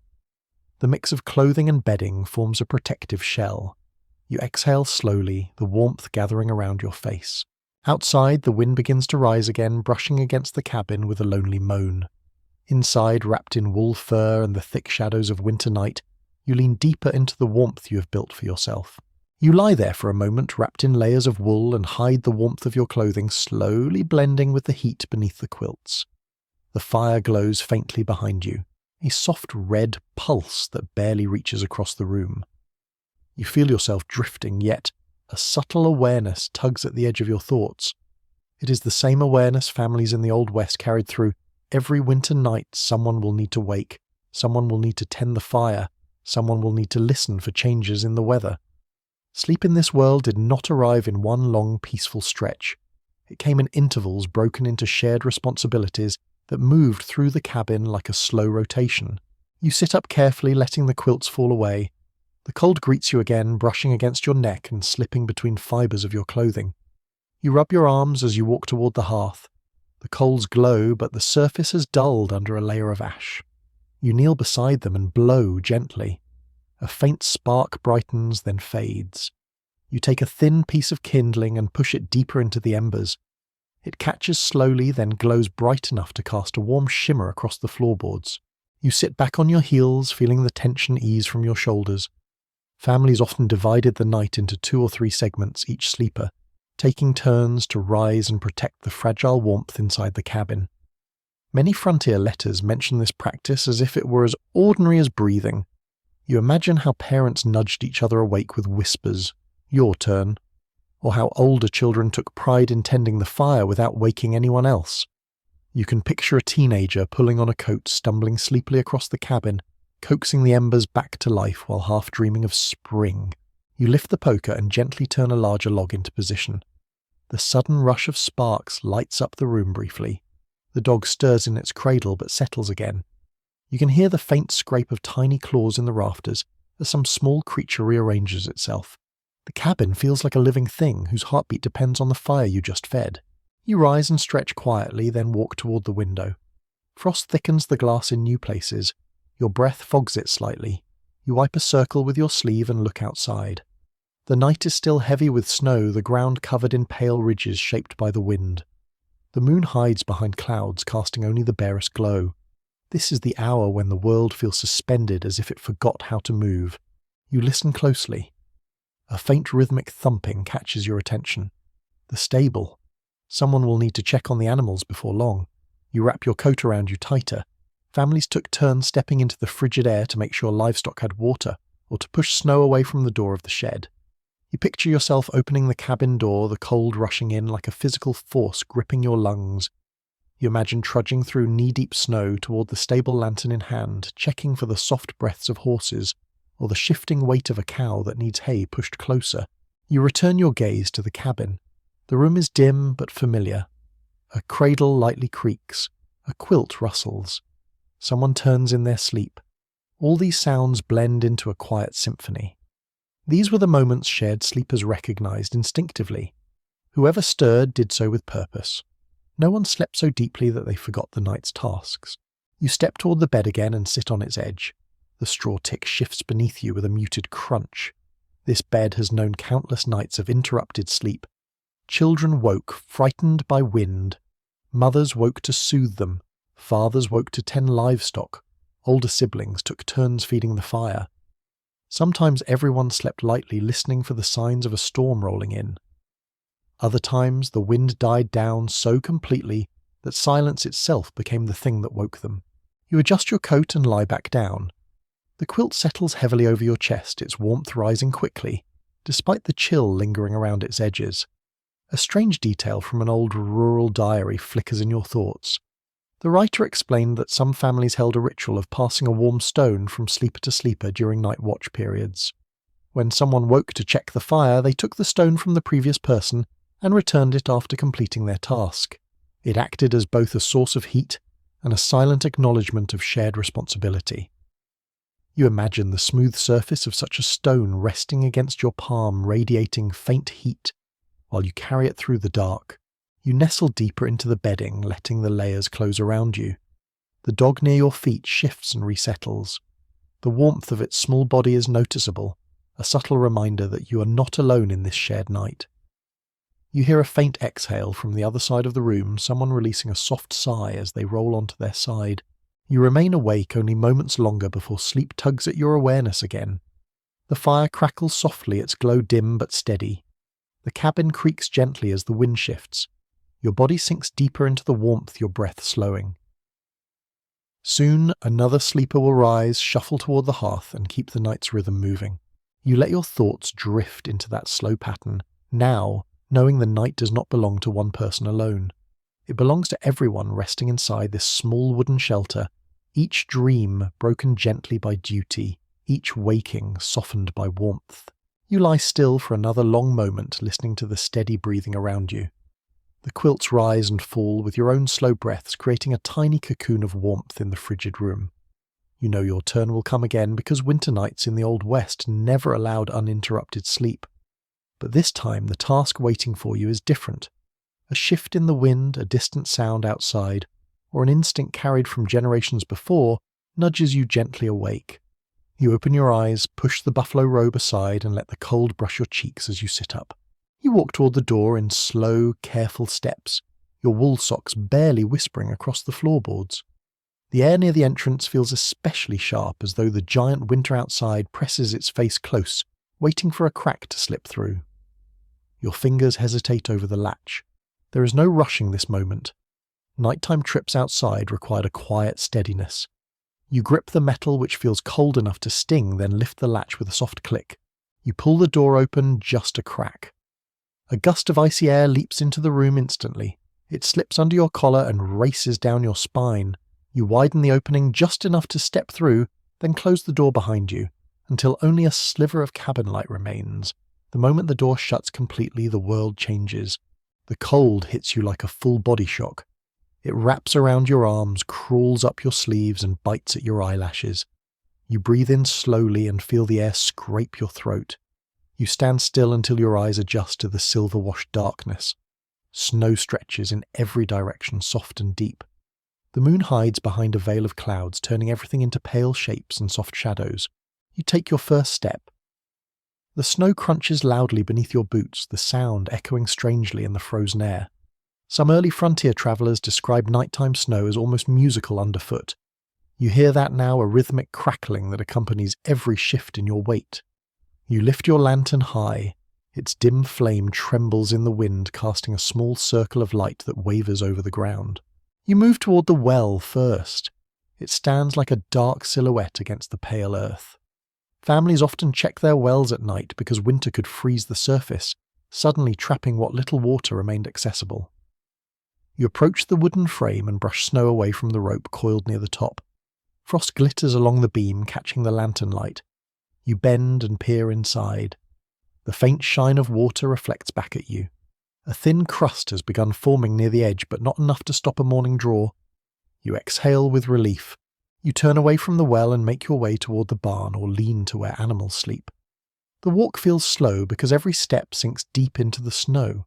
Your coat stiffens with the cold and the wind tugs at its edges. You pull it tighter around your chest as your breath forms thick clouds that vanish almost instantly. As you approach the structure, a soft sound reaches your ears. A horse shifting its weight, a cow letting out a gentle sleepy grunt. Even the animals recognize your presence. They know the rhythmic pattern of night checks, the sound of the boots, crunching toward them, the familiar glow of a lantern bobbing through the dark. Watching over animals in the night was not only practical, it helped maintain the fragile sense of control over winter's unpredictability. You step into the small shelter and lower your lantern. The warm breath of the animals greets you like a soft fog. Their bodies radiate heat that contrasts sharply with the icy wind outside. You place a hand against a horse's flank. Its fur feels thick and dry warm beneath the surface. You murmur something softly, not to speak clearly, but simply to share presence. The horse shifts slightly, then calms. You check its water bucket. A layer of ice has already formed. You break it gently with a stick and swirl the water until the surface moves freely again. You move to the next animal, then the next.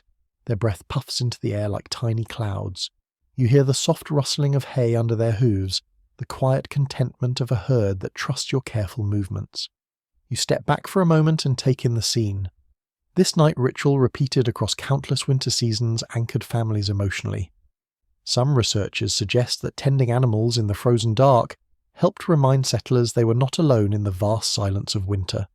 Others argue that such tasks increased the stress of frontier life by interrupting much-needed rest.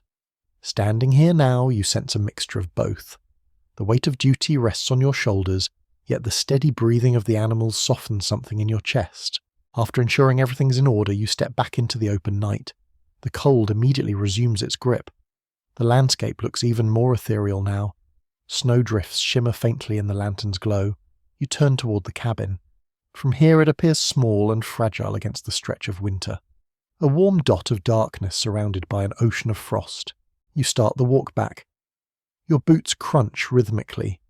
The wind brushes against your face, carrying whispers of trees shifting far away. You tilt your head and listen. Sometimes the wind mimics voices or distant footsteps. Many settlers noted this eerie effect, describing how nighttime air vibrated in unexpected ways. Some felt comforted, believing the sounds were simply the world settling. Others felt uneasy, guessing the noise signaled approaching storms. Your footsteps quicken. You reach the door and lift the latch again with careful hands. The warmth inside meets you the moment you step through, though it feels faint compared to the biting cold outside. You close the door firmly and rub your arms, letting your body thaw slowly. The dog stirs. Someone in the bed shifts. The fire glows quietly in the hearth still alive. You move toward it, warming your hands briefly before slipping back into the bed. The quilts rise to your chin. Your body remembers the cold, but also remembers the warmth waiting beneath the layers. As you settle again, the night resumes its rhythm. Your turn is finished. Someone else will rise later. You exhale softly and let your breath blend with the quiet hum of the cabin. The wind outside carries on, but inside your little world, warmth gathers once more around you. You ease back beneath the quilts, letting the warmth reclaim you after the brutal cold outside. Your body hums softly as sensation returns to your fingers and toes. The fire glows gently, the coals pulsing in a slow rhythm. You lie still and pay attention to the smallest details around you. It is then that you notice the faint glimmer at the edge of the quilt near your shoulder.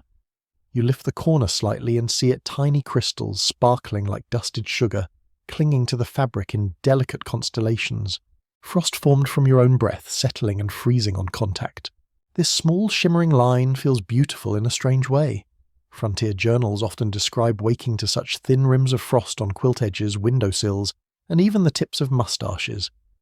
The cold air inside a winter cabin made every breath visible and every exhale a sculpture of ice.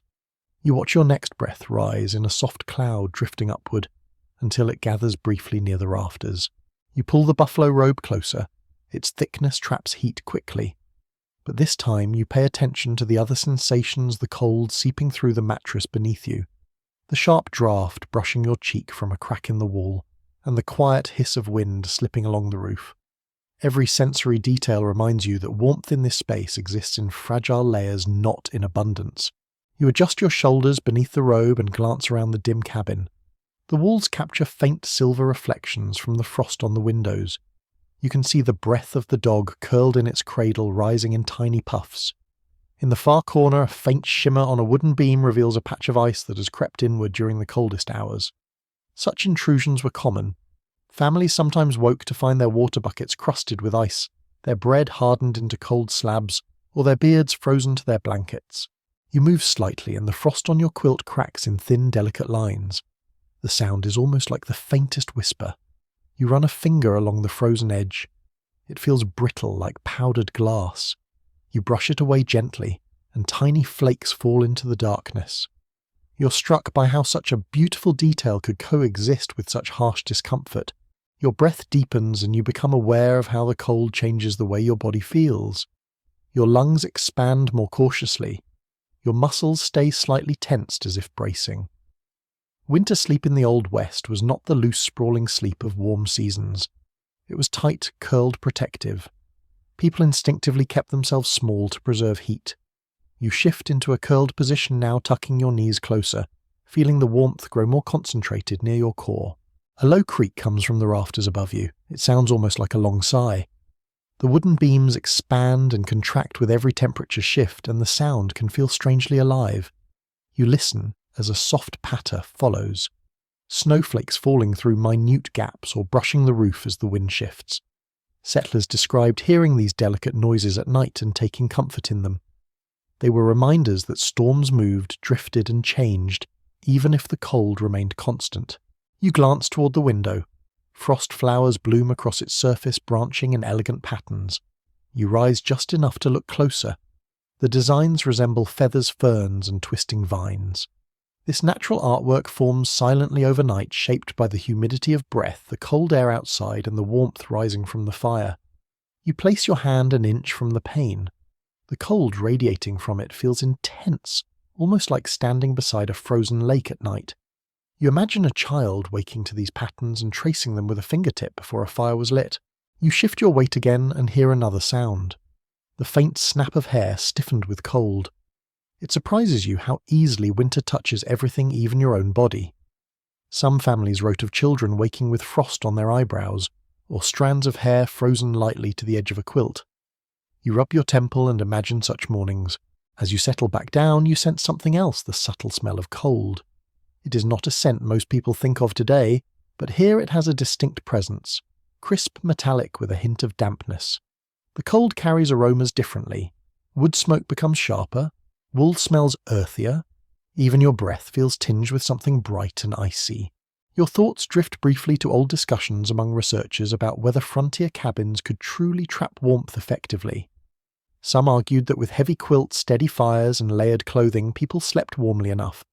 Others insisted that frost inside the cabin was proof of constant exposure to cold.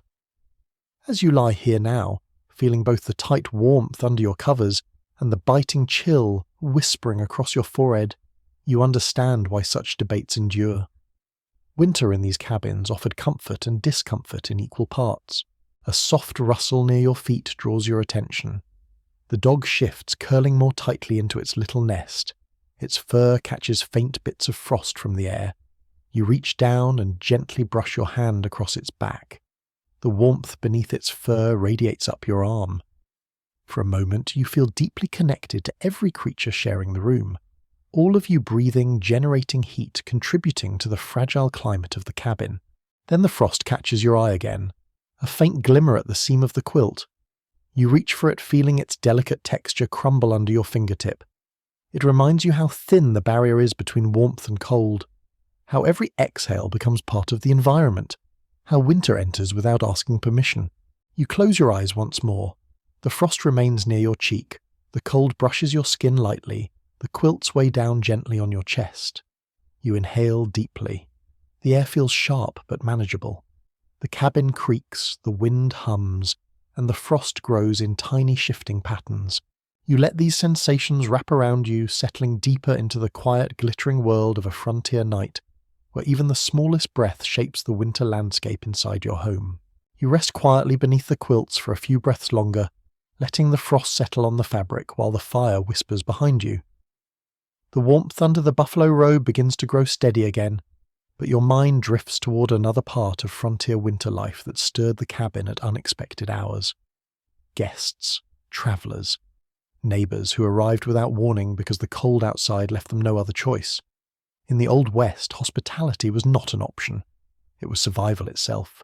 You push the heavy layers away and sit up slowly.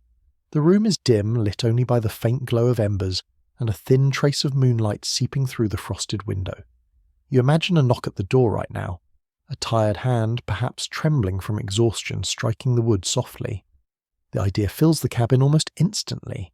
You rise and step toward the door as if answering such a call. You pause, hand over the latch. You picture a weary figure standing outside, clothes dusted with snow breath hanging in the air like smoke. Maybe a ranch hand who misjudged the storm. Maybe a family friend returning late from town. Maybe even a stranger whose horse faltered on the trail. Diaries from the era often mention that anyone caught in a winter storm could not be turned away. To refuse warmth was to risk a death on your conscience. That belief shaped the unwritten rules of night hospitality. You open the door slightly, just enough to let the imagined guest inside. You see them lower their head, brushing snow from their shoulders, stomping their boots to shake off the cold. You feel the gust of icy air swirl into the cabin, pushing against your ankles like an unwelcome spirit. You close the door quickly and guide them toward the fire. The warmth envelops them slowly the way it did for you earlier. You can almost hear the sigh of relief they release as their fingers thaw. You gesture toward the bed or the bench near the hearth. Space is tight, but winter generosity was never measured in square inches. People made room because the cold demanded it. You adjust blankets, pull quilts aside, and arrange buffalo hides so the newcomer can settle. The dog in the cradle lifts its head, sniffing the new scent in the room, then puts its head back down as if accepting the arrival without question. You step back for a moment, watching how the visitor warms their hands over the hearth. Their breath forms pale clouds that drift toward the ceiling before fading. You sense how deeply winter exhaustion settles into a person. Frozen fingers, stiff clothes, heavy limbs, even their voice might come out roughened by cold. You picture them asking quietly whether they can sleep here for the night, and you hear yourself answering with a simple yes. You return to the bed, making a space at one side. Frontier families often slept shoulder to shoulder when guests arrived. This practice appears frequently in handwritten letters from the time. One writer joked that winter forced everyone into the same nest, whether they liked each other or not. Yet beneath the humour lies a real truth. Body heat shared in a small cabin meant survival. You lift a corner of the robe and gesture for the traveller to join. They remove their stiff coat, brushing frost from the collar. They lower themselves carefully onto the straw tick, wincing when a stray stalk pokes them through the fabric. You hand them an extra quilt, rough but warm. Their fingers tremble slightly as they pull it close. You feel the bed shift beneath you, the straw crunching softly as weight redistributes. You lie back and let the warmth of the room rise slowly. The new presence changes the atmosphere subtly. More heat, more breath, more life. It becomes easier to ignore the cold pressing against the walls. Your mind drifts to one of the smaller accounts preserved from a homestead in Wyoming. The writer described how during a fierce storm 12 people shared a single room for 2 full nights. Some slept upright in chairs, some lay on the floor near the hearth, others squeezed into the bed so tightly that turning over required cooperation. She laughed about it in her letter, but she also noted how the shared warmth made the nights bearable. You think of her now and smile softly at the thought. Your travelling guest settles deeper into the quilts and murmurs a quiet thank you. Their voice is hoarse from cold.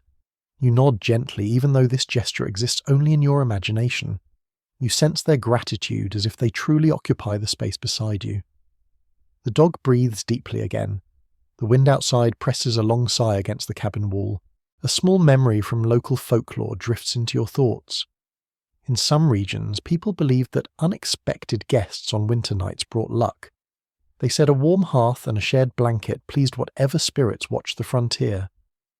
Whether the idea sprang from kindness or superstition, it encouraged generosity. You glance toward the window, half expecting to see the frost patterns shift in silent approval. You feel the warmth of the robed traveller close to you, and the shared presence makes the cold seem less threatening. You think of the unwritten etiquette that shaped these encounters. Guests removed their boots but kept their socks, and sometimes their coats. They spoke softly so as not to wake the house. In return, hosts offered broth, a warm corner near the fire, or a place under a heavy hide. Even strangers slept inches from one another, trusting quietly in the fragile peace of the moment. Your thoughts wander to the ongoing discussions among scholars about how common such spontaneous winter hospitality really was. Some researchers believe it happened frequently, especially in remote areas where survival needs overpowered social boundaries. Others suggest that hospitality varied widely depending on local customs, resources, and trust levels. As you lie here now with your imagined guest warming beneath the quilts, you sense how necessity erased hesitation. When life outside the door froze in place, the cabin became a refuge for anyone who reached it. You shift slightly, creating a small pocket of heat under your shoulder. The bed creaks softly. The traveller moves too, adjusting their weight, creating a new sound that blends into the quiet night. You realise that even someone's breathing becomes part of the soundscape of winter hospitality. You hear their steady inhales mixing with your own. You feel the subtle warmth radiating from their body. You sense the gratitude settling in the air like a faint glow. The dog curls closer to your feet. Its warmth spreads like a slow-blooming ember. You tug the quilts a little higher and let the combined heat settle around your chest. Outside, the wind resumes brushing lightly at the wooden walls. The cabin groans in response, but the presence of another human body shifts the balance inside. You feel less alone, more anchored, more connected to the long, unbroken chain of people who once opened their doors to travellers on frozen nights. You close your eyes. The frost glimmers faintly at your shoulder. The fire hums. The traveller breathes quietly beside you. The dog shifts again. Winter for a moment rests at the threshold instead of entering, and you return to sleep warmed by the gentle, fragile gift of shared company. You lie quietly, the warmth of shared company still lingering in the air. The traveller beside you breathes steadily, the dog curled at your feet, shifts softly, and the fire hums with a faint glow. Yet even with all of this comforting presence, you feel something deeper moving through the room, a heaviness that does not come from quilts or buffalo robes, a stillness that sits in the corners and waits. You sense it now, the atmosphere frontier families often described as winter's long shadow settling across the mind. You adjust your position, careful not to disturb anyone. The straw mattress rustles under you. You inhale slowly, letting the cold edge of the room fill your lungs. In a moment like this, when the night grows deeper and each breath feels weightier, you begin to understand how the relentless winter shaped the emotions of people who lived inside these cabins. You look toward the window where frost spreads like quiet vines across the glass. The patterns have thickened again. Moonlight filters faintly through them, illuminating the room with a metallic sheen. It is beautiful, but it also creates a sense of isolation. Everything outside is cold, silent, and distant. Even the nearest neighbour might be miles away. You wrap your coat tighter around your chest, acknowledging the quiet truth that winter nights often brought a swirl of emotions no one openly spoke about. A memory from handwritten frontier letters rises gently in your mind. Settlers described how the long darkness and unending cold made time feel heavy. Daylight was brief and sometimes grey. Nights stretched endlessly with only chores and quiet breathing to mark the hours. You feel that now. The night lies thick against the cabin walls as though hours are moving through molasses. You wonder how many families once lay awake like this, thinking of spring of warmth, of green plains they could barely remember under the weight of snow. You shift your head slightly on the pillow and listen to the fire. The faint crackle offers a fragile reassurance. The warm corners of the cabin feel welcoming enough. Yet your thoughts drift beyond warmth into deeper territory. Winter was not only physically exhausting, it pressed on the mind. Families lived in tight quarters for months, unable to wander, far unable to work the land, unable to break the routine of survival. It was a season of necessary patience. You turn your gaze toward the traveller beside you. Their presence is comforting, yet you imagine the thoughts that may have followed them through the storm before arriving. Loneliness, worry, hope, fear of getting lost in the white silence outside. Being stuck in the open plains during winter nights created a kind of mental strain that crept slowly into a person's bones. You imagine how relieved they must feel now, surrounded by a warm hide and the faint smell of stew still lingering in the air. You rest your hand on your own chest, feeling the rise and fall of your breath. Each inhale reminds you that you are safe for now. Each exhale carries a sense of release. You let the patterns of breathing settle into a rhythm, though you can still sense the psychological weight of the long winter night. You recall an old farm journal where a homesteader wrote that winter felt like being pressed between thick pages of a book. Time seemed slower, emotions, heavier conversations, quieter.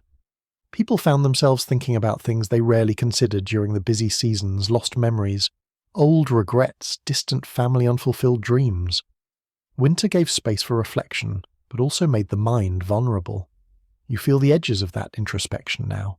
The cabin creaks suddenly, a long, low sound that stretches through the rafters. You turn your head slightly. The noise echoes in the quiet. You listen closely. It is only the wood reacting to the cold, but in winter silence even familiar sounds carry emotional weight. Some frontier families believed that the house itself reacted to their moods. If someone felt anxious, the cabin seemed to groan more loudly. If the family laughed during the evening, the wind outside seemed less harsh. You smile faintly at the memory of such simple superstitions, yet you feel a small warmth in how these beliefs made cold nights less lonely. You shift again beneath the buffalo robe. The weight presses against your chest and hips, grounding you. You focus on the warmth seeping into your skin. The combination of hide quilt's clothing and shared body heat creates a sense of shelter that no words can fully capture. Yet even this comfort cannot entirely erase the psychological demands of winter. You lift your eyes to the ceiling. The darkness up there feels deeper than anywhere else in the room. You imagine the thoughts that rose in the minds of children lying awake in the loft. Stories whispered to each other, questions about the world, worries about frost wolves, snowstorms, or the quiet strain on their parents' faces. Winter shaped children too. It created a landscape of imagination and apprehension. You try to picture their wide eyes watching frost thicken on the rafters. You listen carefully. The wind has softened again, replaced by a gentle hush outside. Sometimes settlers wrote that the quietest nights were the worst for their minds. Noise at least kept the cabin connected to the world. Silence amplified every thought. You feel that silence rising around you now, thick, heavy, patient. Yet it does not frighten you. It simply highlights the contrast between the outer world and the fragile warmth inside. You shift the quilt slightly, allowing a bit of cool air to brush your arm. The sensation is sharp but manageable. It reminds you of how thin the line is between comfort and discomfort in this place. Winter's hold is always present, even in small touches. Then a softer memory enters the cabin, one that floats gently across your thoughts.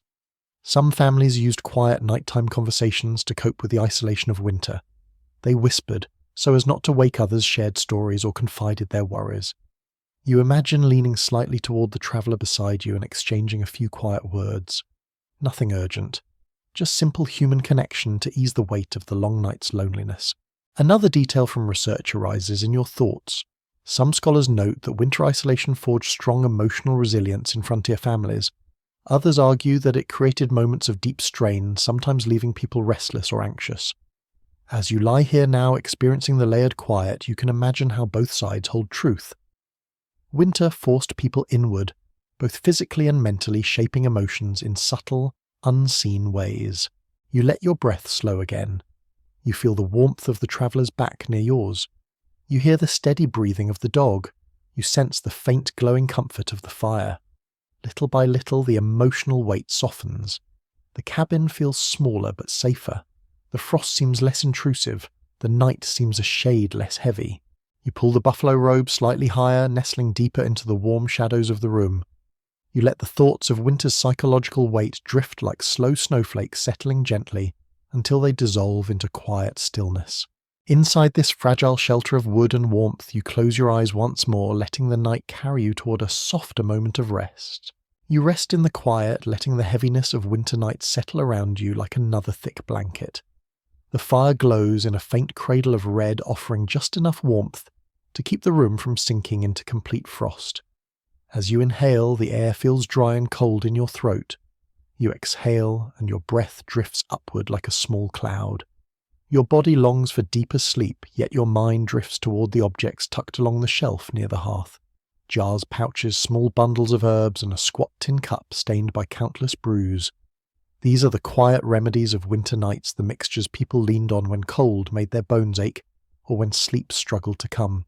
You shift beneath the quilts and finally rise careful not to wake the traveller beside you. You pad across the floor, your socks brushing gently against rough boards. The fire gives off a soft crackle as you approach. On the small shelf above the hearth sit the simple tools of frontier nighttime comfort. A bit of dried mint, a pinch of willow bark, some grains of coarse sugar from the last summer's supplies. These items were never luxuries. They were survival companions. You take the tin cup into your hands. It feels cool at first, then warms slowly with your touch. You set it near the glowing coals and pour a bit of water from the kettle that rests beside the hearth. The water gives off thin tendrils of steam. You add dried mint leaves to the cup, letting them unfurl in the heat. This simple drink was one of the most common calming remedies on winter nights. Many families wrote that mint tea soothed the stomach, eased tension, and helped them drift back to rest after tending the fire or checking the animals. You lift the cup to your nose. The scent is soft but bright, a refreshing contrast to the heavy smell of smoke lingering in the cabin. You sip slowly, letting the warmth spread through your chest. The effect is gentle, but you feel your shoulders loosen. A faint calm settles in your body. You glance along the shelf again and notice small bundles of dried herbs tied with twine. One smells of chamomile, another of spruce tips. A curious one carries the sharp scent of cloves. A few diaries from frontier families mention that cloves steeped in hot water helped clear the sinuses when the cold made breathing feel tight. You take one cluster in your hand, feeling its crisp, brittle leaves break softly under your fingertips. It seems almost miraculous that these plants gathered months earlier could bring comfort in the dead of winter. You notice a jar containing dark, thick liquid. It is honey, though hardened by the cold. Frontier households valued honey not just as food, but as a soothing balm for sore throats. You open the jar carefully. The honey inside shines faintly in the firelight. You scrape a small amount onto your fingertip and taste it. Sweet, slightly grainy, comforting. The flavour lingers in your mouth, offering warmth in a way different from heat alone. Nearby, a small cloth pouch rests on the corner of the shelf. You untie it gently and discover dried willow bark chips inside. They have a light woody scent. Old homesteaders often made decoctions from willow bark to ease aches and fevers. You close the pouch again, imagining a parent stirring such a mixture late at night for a child shivering under quilts, or an exhausted ranch hand nursing sore muscles after a day spent chopping frozen logs. Your gaze drifts toward a stone mortar on the table. Bits of dried herbs cling to its inner surface. You run a finger along the rough bowl. Someone ground herbs here earlier in the season, preparing small stores of powders and teas. Such small acts were part of winter readiness. They gave families tools to handle the aches, chills, and weariness that came with long nights. You return to your cup and take another sip. The warmth spreads through your throat and down your spine. You exhale slowly, feeling the steam warm your face before it fades into the room. A gentle ease begins to settle over you, and you understand why these simple remedies became beloved parts of nightly rituals. You turn your attention to a strange little object at the edge of the shelf, a lump of darkened resin wrapped in cloth.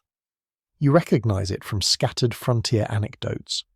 Some families use spruce resin as a kind of nighttime tonic, chewing small pieces to ease chest discomfort or to help clear the throat. You unwrap it slightly and smell it. The scent is sharp and piney, carrying a hint of sweetness. You wrap it again and place it gently on the shelf. A faint memory from one traveller's journal drifts into your thoughts. He described families adding a pinch of cinnamon or nutmeg to hot water for warmth and comfort.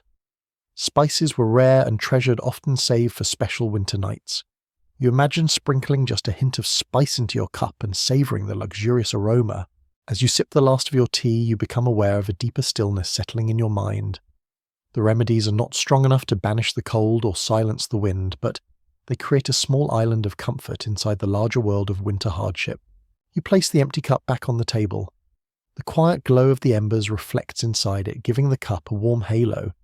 You let your thoughts wander to how different families must have relied on their local plants for comfort. Some used elderberry for colds. Others steeped juniper berries in hot water to soothe the nerves.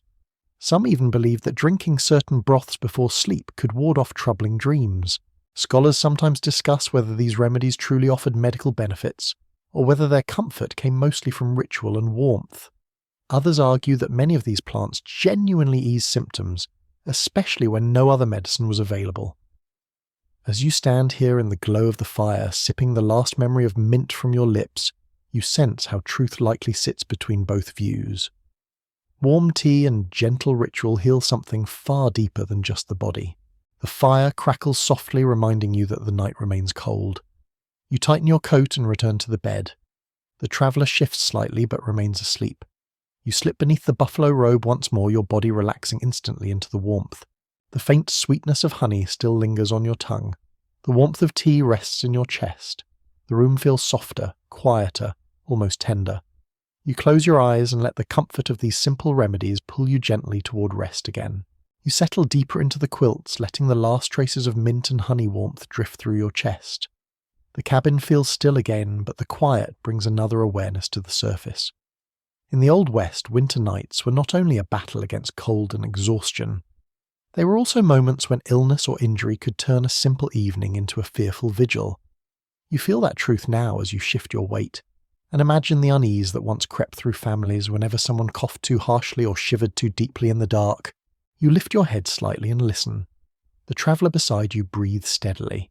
The dog's soft huffs blend with the low hum of the fire. But your thoughts drift toward a time when those sounds carried different meanings. A rattling breath, a persistent cough, the feverish tossing of a child. Winter amplified every symptom. Illness lingered longer, struck harder, and frightened the entire household. You sit up, pulling the buffalo robe around your shoulders as you move quietly toward the table where the small remedies still rest. You run your thumb along the rim of the tin cup. A thin coldness pulses through the metal. In the faint glow of the embers, the shelf with herbs and small jars looks almost like a fragile arsenal against winter's harsher threats. You think of the dryness in your own throat and imagine how it would feel if a true fever set in. Many frontier families feared winter fevers because they often appeared suddenly, leaving the sick person weak within hours. Historical letters describe how parents stayed awake through entire nights when a child developed chills. They fed the fire-warmed cloths, whispered soft prayers, and hoped for morning warmth to break the illness. You glance toward the hearth and picture someone lying near it wrapped tightly in blankets, cheeks flushed with heat. You imagine a parent dipping a cloth into warm water and pressing it to a sweaty forehead. You see a sibling sitting close by, fanning the air, gently trying to soothe the feverish sleeper. Illness was not just a physical struggle. It demanded emotional strength from everyone in the cabin. You notice a small jar on the shelf filled with dried berries. You lift it gently. Elderberries. Families often used them to brew dark tart tonics believed to help fight colds. You twist the lid and smell the faint sweetness. The aroma carries memory. Someone gathered these berries months ago, preparing for nights exactly like this. You return the jar and pick up a cloth bundle tied with twine. Inside, dried yarrow leaves rustle softly. Some settlers believed yarrow tea helped break fevers or settle restless sleep. You hold the bundle to your nose. The scent is earthy and slightly bitter. You imagine the faint steam rising from a cup drifting through the dim room as a desperate family tried anything to help a sick relative breathe easier. A faint sound pulls your attention back toward the bed. A soft cough. Not from illness, just sleep shifting. But it reminds you of the deeper fear that once accompanies such sounds. Winter nights magnified every noise. A single cough might trigger hours of worry. Fever could escalate quickly in the cold, turning a chilled sleeper into a delirious one. You picture the pale face of someone burning with fever, their eyes half open, their breath ragged. You step quietly toward the hearth and crouch near the coals. Their warmth blooms across your cheeks. Frontier families knew that the sick often needed heat more urgently than anyone else. They placed feverish sleepers closest to the fire even if it meant others slept colder. The uneven warmth created a strange pattern across the cabin. Hot near the flames, cold near the walls. But the sick person mattered most. You stare into the embers now and imagine how families monitored every detail, the speed of a pulse, the dryness of lips, the brightness of eyes. They had no thermometers, no modern medicine, only experience, instinct, and hope. You return to the bed and sit gently, letting the quilt shift beneath your weight. The traveller still sleeps there, breathing steady, but your imagination continues to drift through the memories of frontier nights. Some letters describe how families used warm stones wrapped in cloth to soothe stomachaches or ease shivering. Others mention gently rubbing the back of a feverish child with evergreen salve. A few even speak of heating bricks, placing them beneath quilts, and rotating them throughout the night to maintain warmth around the sick. You lean back into the bedding and feel a wave of empathy wash over you. You picture the worry in a parent's tired eyes as they listen to their child whisper in a fever dream. You imagine the exhausted relief when the fever finally breaks, leaving the sleeper damp with sweat but breathing peacefully. A thought rises quietly in your mind. Some researchers today suggest that winter illness bonded families more deeply. Long nights spent nursing a sick relative created moments of intense closeness. but others point out the emotional strain that came with watching helplessly when remedies failed. Both perspectives feel true as you lie here imagining the fragile balance between fear and hope inside a humble cabin.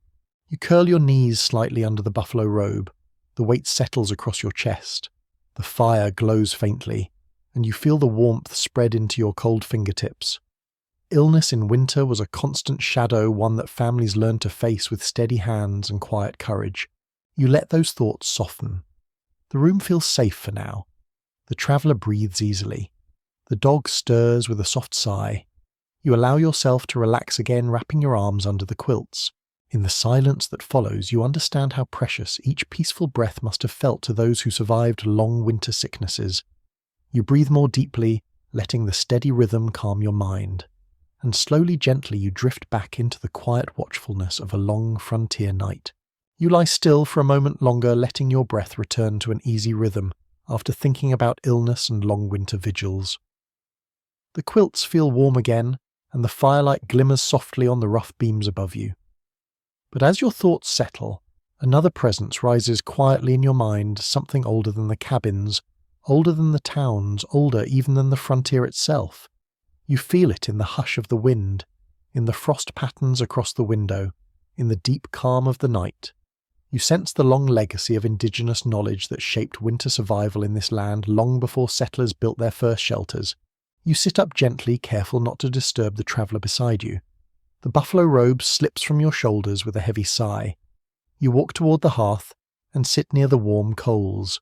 Your hands hover above them, soaking in heat, as you reflect on how much of what frontier families learned about surviving brutal winters came from indigenous peoples who had mastered these landscapes for countless generations. You look at the buffalo robe draped across the bed. Its thick fur, its insulating heft, its ability to hold warmth even when damp. This robe is not merely an object of frontier life. It reflects centuries of experience among plains tribes who understood the buffalo intimately. One well-known set of oral traditions describes how winter shelters were lined with hides layered in specific ways to trap heat. Settlers adopted these practices quickly, often, without fully realizing the depth of knowledge behind them. You run your hand across the robe and feel its dense underfur. You imagine indigenous hunters tanning hides beside fire pits, their hands skilled from years of preparing winter bedding and clothing. Settlers' journals quietly admit that they learned how to prepare hides by observing native methods: scraping, smoking, softening, preserving. You picture these steps unfolding under open winter skies. Your gaze drifts toward the simple log walls of the cabin, gaps patched with mud and straw, logs stacked without much polish. You think of more sophisticated winter structures built by indigenous groups across North America. Earth lodges insulated so efficiently that they stayed warm with minimal fire. Snow shelters capable of holding heat by design alone. Bark-covered winter houses whose craftsmanship settlers admired in their diaries. One recorded observation speaks of a winter dwelling, holding warmth with surprising ease while a nearby settler cabin froze along its walls. You draw your knees closer and let the warmth creep into your legs. The faint herbal scent of dried sage still lingers in the air from the earlier pot of tea. Indigenous peoples taught settlers which plants could soothe chills, which roots warmed the body, which teas restored breath. You reach for the herb bundle hanging from the rafter. When you pinch one dry leaf, it crumbles between your fingers. The smell that rises is sharp, clean, and ancient. You return the herb to its bundle and think of how these plants were once gathered with precision and gratitude. Families followed seasonal patterns, harvesting what they needed in ways that ensured the plants grew back. Many settlers learned these practices through quiet observation or through small lessons passed between neighbours. It strikes you now how much of winter endurance came from this quiet exchange of knowledge. You shift your attention to the fire. Its glow flickers, sending shadows trembling across the logs. You picture winter storytelling circles held by indigenous families where warmth, history, and community gathered in one space. Many tribes used long winter nights to pass stories, wisdom, and humour to the next generation. You imagine the soft cadence of a voice drifting through a winter shelter, weaving tales of ancestors, animals, and the land itself. Those stories shaped identity, resilience, and memory. A few settlers later wrote about evenings spent listening to such stories, humbled by the depth and calm of the teachings. You lean closer to the fire and feel your chest loosen. The idea of winter storytelling feels deeply comforting. You imagine how these moments eased loneliness and kept minds steady during the endless cold. You rise and walk slowly toward the window. Frost blossoms across the glass and catches silver traces of moonlight. You stand quietly reflecting on how indigenous winter practices helped settlers interpret winter signs, wind direction, snow quality, the way frost formed the scent of an approaching storm. One valuable lesson mentioned in several accounts was reading snow not as a threat but as information. Powdery snow meant light wind ahead. Dense wet snow signalled warmer days approaching. Thin ice on ponds revealed subtle weather shifts. These insights allowed people to prepare intelligently, not blindly. Your fingers rest on the cold window frame as the cabin creaks softly around you. You picture winter trails built long before settlers arrived, paths that cut through forests in ways that avoided wind corridors and dangerous ice. Routes chosen not just for distance but for shelter. You imagine following one now under starlight guided by knowledge carried through centuries. You hear a soft stir from the straw tick. The traveller shifts in their sleep. You let the quiet settle again. Another small detail from historical studies surfaces in your thoughts, the use of layered sleeping positions inspired partly by indigenous winter lodges. On the coldest nights, people slept close together in shallow arcs, allowing warm air to circulate more effectively and reducing drafts. You look at the way you and the traveller and even the dog have unintentionally arranged yourselves, a small echo of that wisdom. You walk back to the bed and lift the buffalo robe. Its heavy warmth folds over your shoulders. The fire hums behind you, steady and alive. You slip beneath the quilts again and position yourself comfortably. As you settle, your thoughts drift softly across the layers of winter knowledge woven into this night. The hides, the herbs, the patterns of heat, the shared sleeping arrangements, the reading of snow and wind. Some researchers today point out that settler survival often depended on absorbing indigenous teachings, even when they did not acknowledge the source. Others suggest that cross-cultural sharing varied greatly from region to region. As you lie here now, the warmth gathering around your ribs, you sense the truth in both viewpoints. Knowledge flowed where people lived close to one another, and the winter itself made such learning essential. You let your breath slow. The frost at your shoulder glimmers faintly. The dog naps quietly. The traveller's warmth brushes against your back. You close your eyes and let the room embrace you, carrying with it echoes of wisdom older than the cabin, older than the frontier, older than the road that brought you here.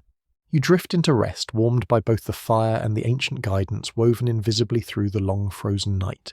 You lie quietly beneath the buffalo robe, letting the warmth soak slowly back into your arms and legs. The fire whispers its soft rhythm behind you, and for a moment everything feels hushed. Then your thoughts drift toward the smallest sleepers in the cabin, the children, the ones who faced the same winter darkness but experienced it with a different kind of imagination, fear, curiosity, and resilience. You can almost sense their presence now, even if none are actually in the room. It is as if their stories linger in the air, shaped by generations of nights just like this one. You sit up slowly and look toward the loft ladder, its rungs polished smooth by countless small hands and feet. In many frontier cabins, children slept in the loft directly above the main room. It was warmer up there because heat naturally rose, gathering beneath the low ceiling. Settler accounts often mention that the loft became the coziest place in winter, even if the bedding was simple and the space cramped. You imagine climbing that ladder now, feeling the dry wood beneath your palms as the faint heat rises into your face. You take a slow breath and picture the loft as it must have looked on a winter night, a narrow space filled with patched quilts, threadbare burlap sacks stuffed with straw, and the tangled shapes of children curled together in sleep. You can almost hear the soft rustle of blankets and the occasional sleepy murmur drifting down into the cabin. Their dreams, their stories, their laughter from earlier in the evening seem to cling lightly to the rafters. You lie back again and think of how children endured these winters with a mixture of wonder and anxiety. Many old diaries contain scribbled remarks from young settlers who wrote by candlelight about the strangeness of long nights. They told of hearing the wind whistle through the cracks, imagining voices or creatures hidden in the storm. Others described the comfort of sleeping beside siblings sharing body heat, and whispered jokes until sleep carried them away. You smile faintly at the thought.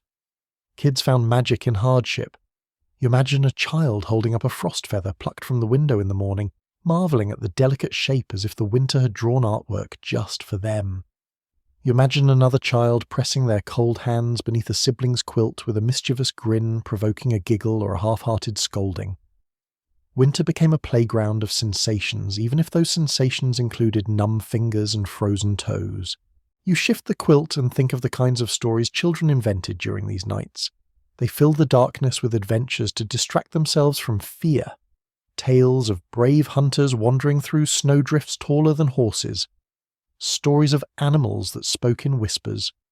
Imagined spirits who guarded cabins while families slept. Frontier letters from adults sometimes mention, overhearing these murmured stories drifting through the loft, soft threads of creativity weaving through the cold. You reach toward the nearby crate and find a roughly carved wooden toy lying there. Its edges are smooth from long use, maybe a small horse or a simple whistle.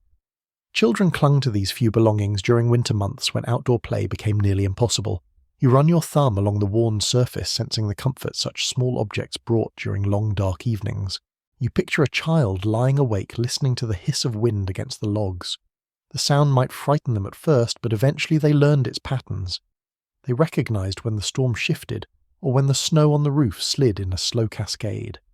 Some children even claimed they could tell the difference between gentle wind and dangerous wind, a skill learned simply by living close to nature's voice. You close your eyes and imagine a parent climbing the loft ladder, with a small candle cupped in their hand, checking on the sleeping children.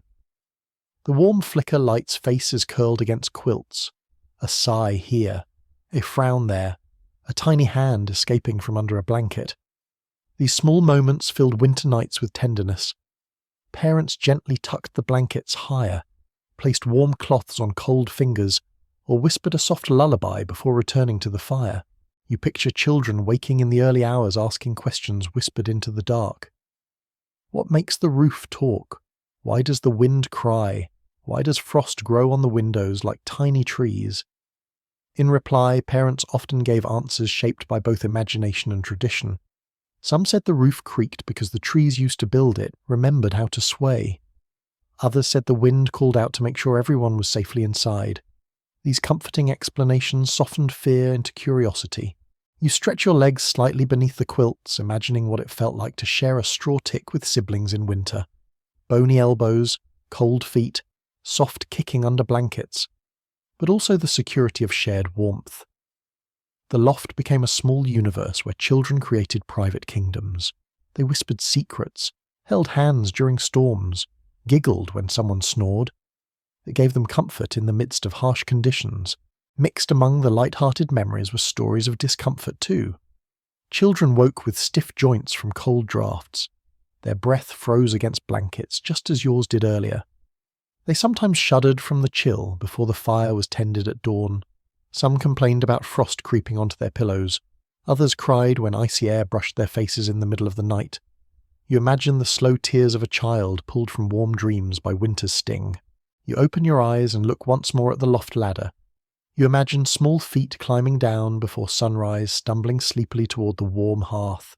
You see them curling beside the fire, rubbing their hands, waiting patiently for breakfast, while the adults tended the first chores of the morning. Researchers today discuss how winter shaped frontier childhood in distinctive ways.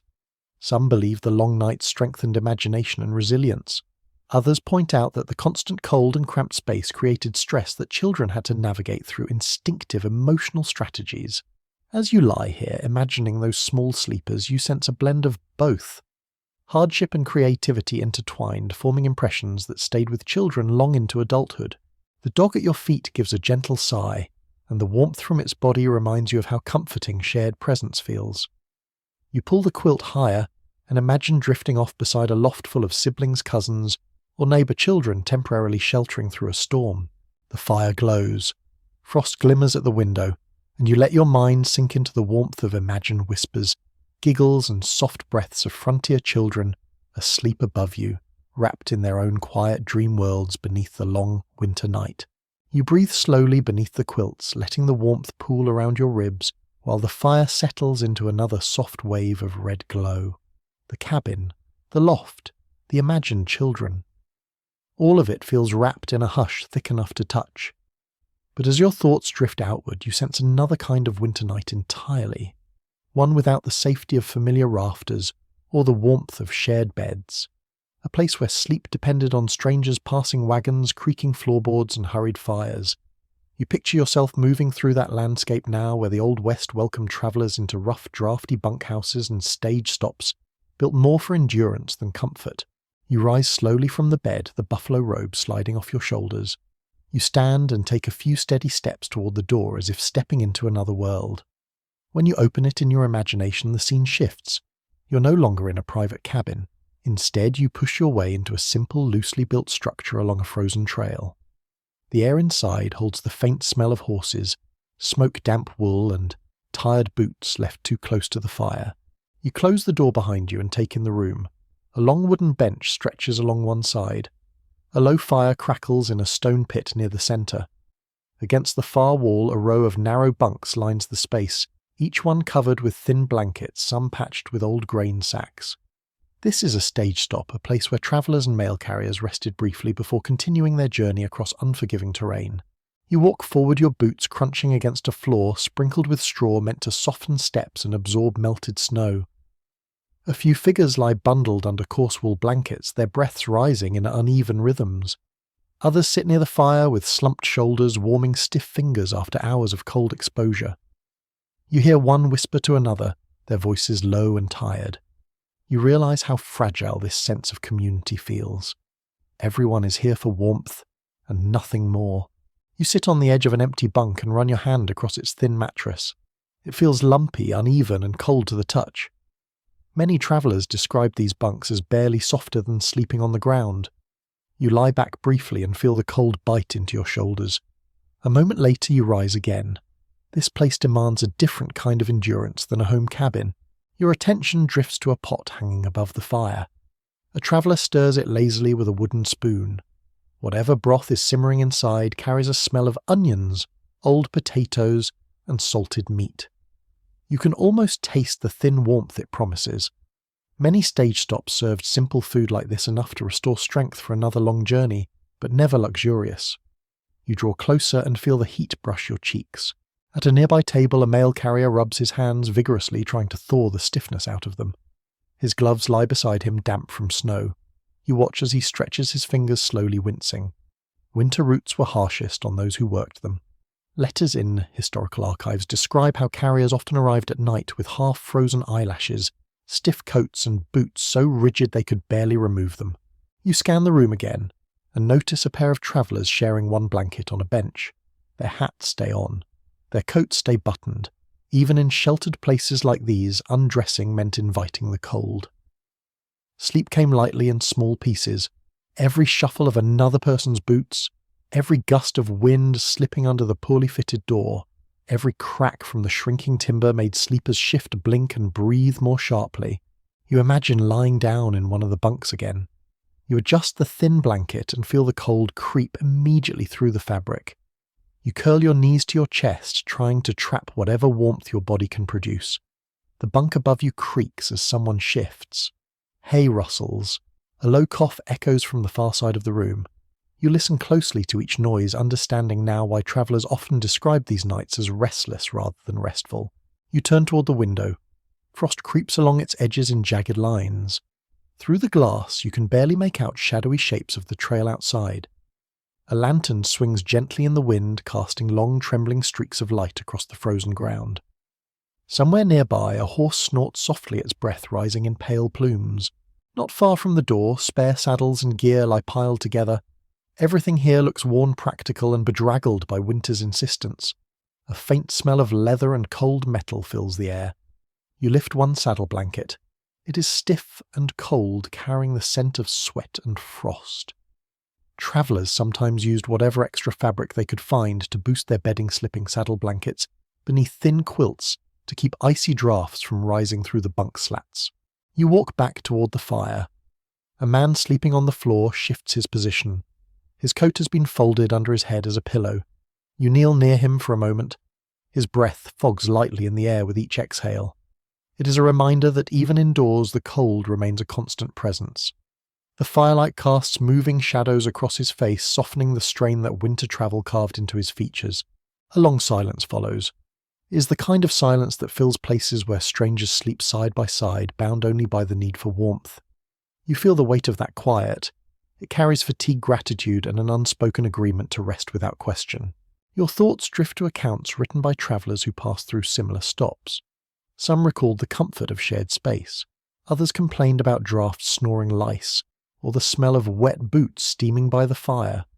Researchers today still debate whether stage-stop sleep offered genuine security, or simply the illusion of it.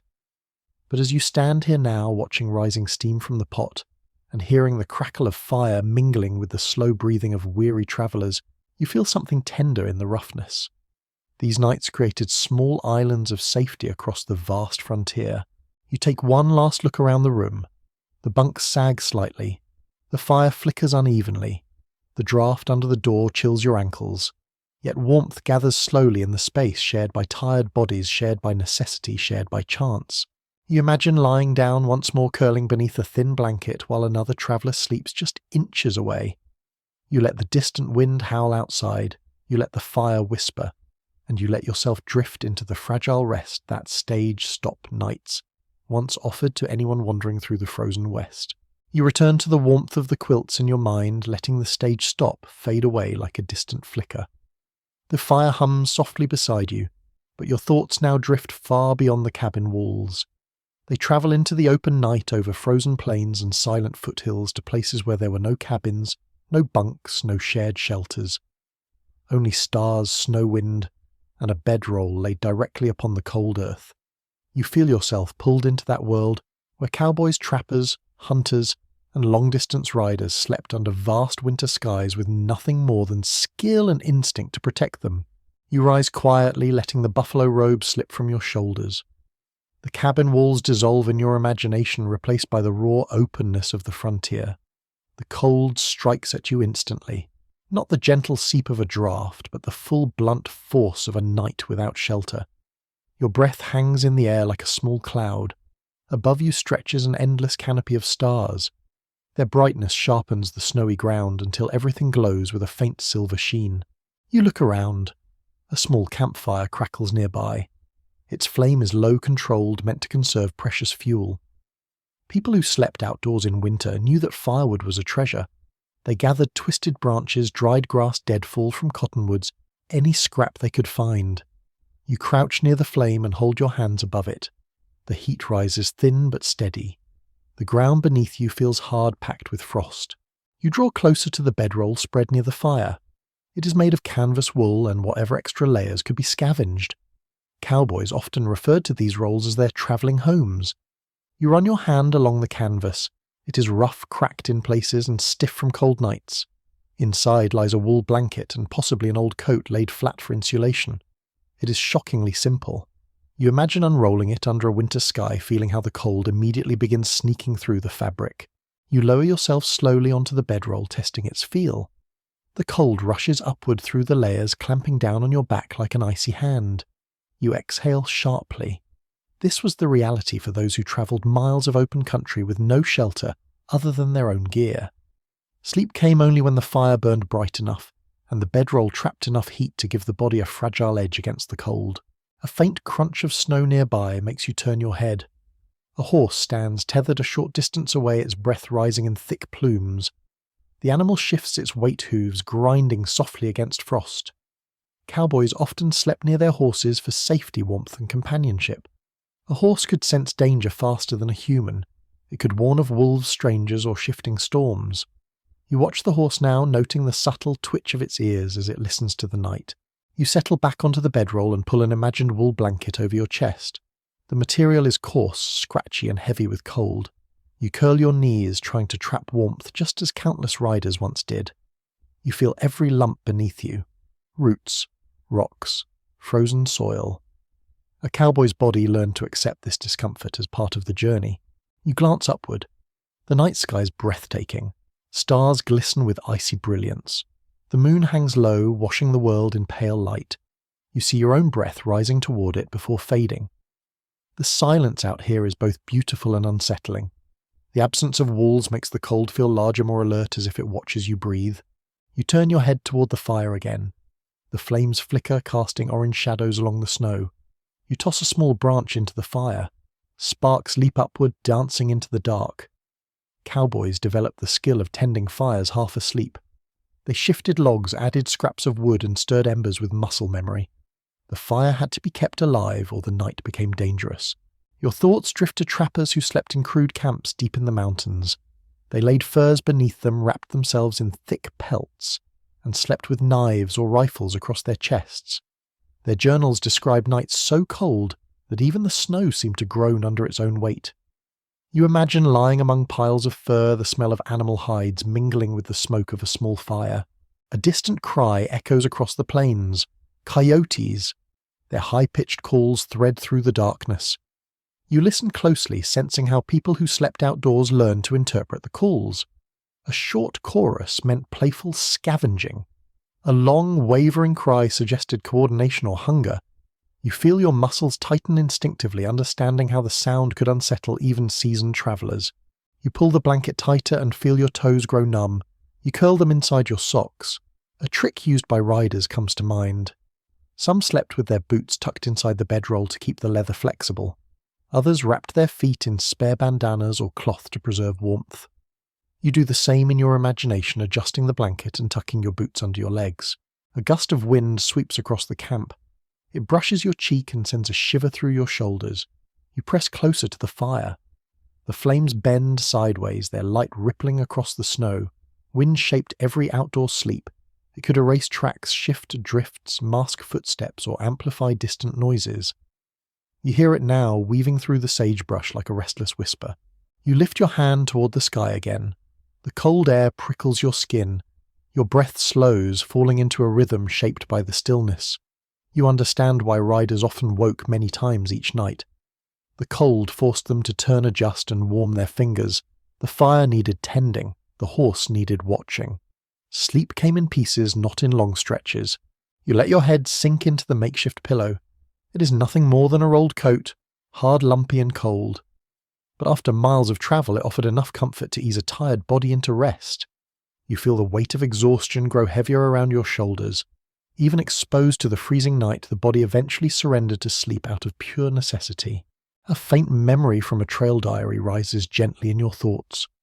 A rider wrote that winter sleep outdoors felt like drifting between two worlds, one filled with stars and silence, the other filled with the instinct to survive until dawn. You sense that now, as your eyes drift halfway closed. Then another detail surfaces from historical debate. Some researchers argue that winter sleep outdoors built remarkable resilience.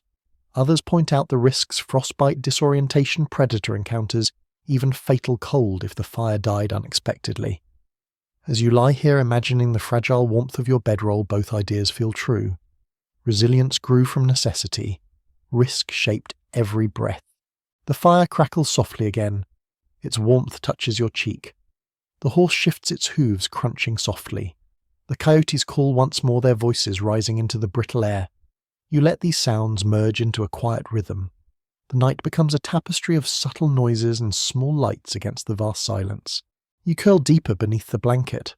The cold presses hard, but your body adapts, shaping itself around the thin warmth you have created. You feel strangely calm, tethered to the fire, grounded by the earth beneath you, held under the icy shimmer of stars. Slowly you let the imagined cold fade. You let the night open around you, and you let your breath settle into the steady, cautious rest of someone sleeping under open skies in the frozen old west. You lie still beneath the quilts for a breath, letting the imagined night on the open prairie drift away like smoke. The fire beside you glows gently, its warmth rising into the cabin's familiar shadows. But your thoughts follow another winter path now, one carved not by lonely riders or household sleepers, but by the men who hauled goods across the frozen frontier. Freighters, teamsters, wagon drivers, people who lived on the move, sleeping beside piles of cargo and creaking wheels, their nights shaped by long trails, cold camps, and the weight of responsibility tied to every wagon they guarded. You sit up slowly, feeling the straw tick shift beneath you. The warmth of the cabin begins to fade in your imagination as you step into the world of a freight camp. The wooden walls dissolve, replaced by a wide frozen plain lined with wagon tracks hard as stone. You inhale and the air feels raw. You exhale, watching your breath whip away in thin icy spirals. Around you rise the silhouettes of heavy freight wagons. Their wheels are rimmed with frost. Their canvas covers sag, slightly stiff from cold. You walk toward one wagon, hearing the crunchy rhythm of frozen earth beneath your boots. Each wagon holds crates, barrels, tools, and supplies bound for distant forts and settlements. You rest your hand against a wheel. The iron tire feels bitterly cold. Even a brief touch stings your fingertips. Freighters knew better than to grip bare metal in winter, but curiosity leads you to feel what they felt. You look toward the fire at the center of camp. A few men sit close huddled in heavy coats, the flames reflecting in their weary eyes. Their faces look wind-burned, their beards stiff with frost. One stirs a pot that hangs over the fire. Steam curls upward, carrying the scent of beans, dried meat and coffee cooked long past its strength. It is not a feast. It is fuel, enough to keep them awake and warm through another cold night. You settle down near the fire. The heat reaches you in uneven bursts, like breath that comes and goes with uncertainty. One of the teamsters nods at you, then returns to poking the embers. The long hours of hauling freight in winter wore men down until only the essential moved through their minds. Eat, warm up, sleep, wake early, keep the animals alive, keep the wagons safe. You glance toward the oxen resting nearby, their large bodies half hidden in the dark. Their breath forms thick clouds. Steam rises from their hides in faint waves. They shift slowly, hooves scraping frost as they settle into the straw spread beneath them. Freighters often slept near their animals so they could hear if wolves approached or if a team member stood to bolt in fear. You take in the earthy scent of the animals mixed with smoke and icy air. You move closer to your imagined bedroll, untying it the way a freighter might after a day of brutal travel. The canvas unfurls stiffly, each layer carrying the faint smell of dust sweat and campfire smoke. Inside lies a single wool blanket worn from countless nights. You spread it across the cold ground and lower yourself onto it. The chill grips you instantly. Unlike a cowboy's camp, freight camps often form tight clusters, with wagons arranged in a semicircle to break some of the wind. Even so, the cold seeped through the earth with relentless determination. You shift your shoulders and feel frozen soil pressing upward. The blanket slows the cold's advance, but only barely. You pull a second layer of canvas across your chest, imagining it as a crude top covering. Freighters slept fully clothed boots, nearby coats wrapped tight. You do the same, curling your knees toward your chest and tucking your hands beneath your arms. Warmth builds slowly, but it remains faint. You feel every breath of wind brushing across your cheek. Your eyes drift toward the fire again. Sparks rise into the dark sky, glowing briefly before fading. One teamster stands to toss another log into the flames. The fire roars brighter. For a moment your face warms, then the heat scatters again, swallowed by the open night. A memory drawn from the journals of overland freighters surfaces in your thoughts. Many wrote about sleeping lightly because the fear of theft or animal attacks lingered in the darkness. Wolves prowled the edges of firelight. Bandits sometimes targeted freight teams. Even storms could sweep in, suddenly requiring everyone to rise, secure the cargo and protect the animals. You listen now. The quiet outside camp carries a note of uncertainty. A distant howl, a shifting hoof, a creak from a wagon settling into the cold. You tense slightly, understanding instinctively why freighters rarely slept deeply. You turn onto your side. The ground feels uneven beneath your hip. You pull your coat closer, letting the collar rise to your cheek. You think of freighters who spent weeks sleeping this way, never knowing when the next warm bed would greet them. Many considered winter freighting a test of endurance that shaped their characters. Yet modern researchers sometimes wonder whether the hardships shortened lives or left lasting fatigue on those who survived the trails. As you lie here imagining their nights, you sense pieces of both opinions lingering around you. Your breath slows again. The fire hums gently as wood crackles under the flame. The oxen exhale with soft grunts. The wind slips between wagon covers with a lonely sigh. One freighter nearby gives a low cough, shifting his position under a thin blanket. You study the camp once more. Wagons in a protective half-circle. Oxen warming clusters of air around their bodies. Men wrapped in canvas and wool drifting in and out of shallow sleep. A fire glowing like a modest promise against the vast winter. You nestle deeper beneath the canvas cover. The cold remains, but the body adapts slowly. Your knees, curled tight, feel a pocket of warmth gathering. Your breath forms small clouds above your face. The fire glows softly through your half-closed eyes. In the stillness of this imagined freight camp, you understand how winter nights shaped the lives of those who carried goods across frozen terrain. You feel the weight of their exhaustion, the resilience etched into their silence, the quiet companionship shared between wagons and firelight. You let your breath steady. The cold presses on, but you hold a small warmth close within your layers. Little by little your mind softens. Sleep edges closer, fragile but possible. And in that fragile warmth you drift deeper into the long frozen night of the Western Trail. You lie beneath the quilt again, letting the imagined freight camp fade into stillness, as the fire's soft glow brings you gently back inside the cabin. The warmth here feels like a familiar hand resting on your shoulder. Yet as the quiet deepens, your thoughts begin to drift toward another presence that once shaped winter nights in the Old West. Not the wind, not the cold, not the animals shifting in their stalls, something quieter, older. A presence carried in whispered prayers, charms tucked beneath pillows, and soft murmurs shared in dim lantern light. You feel it rise now like a slow tide of calm. You lift your head slightly, adjusting the buffalo robe, and gaze toward the small shelf near the hearth. Among the herbs and tools rests a simple wooden cross, a small pouch of dried sage, a tiny string threaded with a few beads, and a scrap of paper folded many times. Each item tells a quiet story of how winter nights invited reflection, hope, and unseen comfort. You sit up slowly and walk toward the hearth, careful not to disturb the traveller beside you. The fire glows softly, casting warm, steady light across the floor. You kneel beside it and pick up the pouch of sage. Its scent drifts upward, sharp and earthy. You know this was not just a remedy. Some families burned sage at night to cleanse fear and bring calm. It was a practice shaped by indigenous traditions carried through generations before settlers adopted small versions of it. You gently loosen the pouch's string and breathe in its dry fragrance. You place the pouch back, then reach for the folded scrap of paper. The edges are frayed, worn by handling. You unfold it carefully. Inside, you imagine a verse handwritten in careful script. Maybe a line from a Bible, maybe a personal prayer, maybe a phrase a mother whispered to herself on nights when storms rattled the cabin and worry pressed against her ribs. You fold the paper again and return it to its place. Your eyes drift to the wooden cross, roughly carved. Simple. It would have hung above a bed or rested near a window. On winter nights when darkness stretched endlessly, families often leaned on their faith to steady their minds. Some prayed quietly before sleep. Others whispered familiar words into the cold air, hoping they would settle over their loved ones like an invisible blanket. You rise and walk toward the window. Frost feathers stretch across the glass, catching faint silver light from outside. You rest your fingertips near the frame. The cold pulses against your skin. You close your eyes and imagine how someone might have stood here long ago, whispering a request for warmth, safety, or strength before the next morning's harsh chores.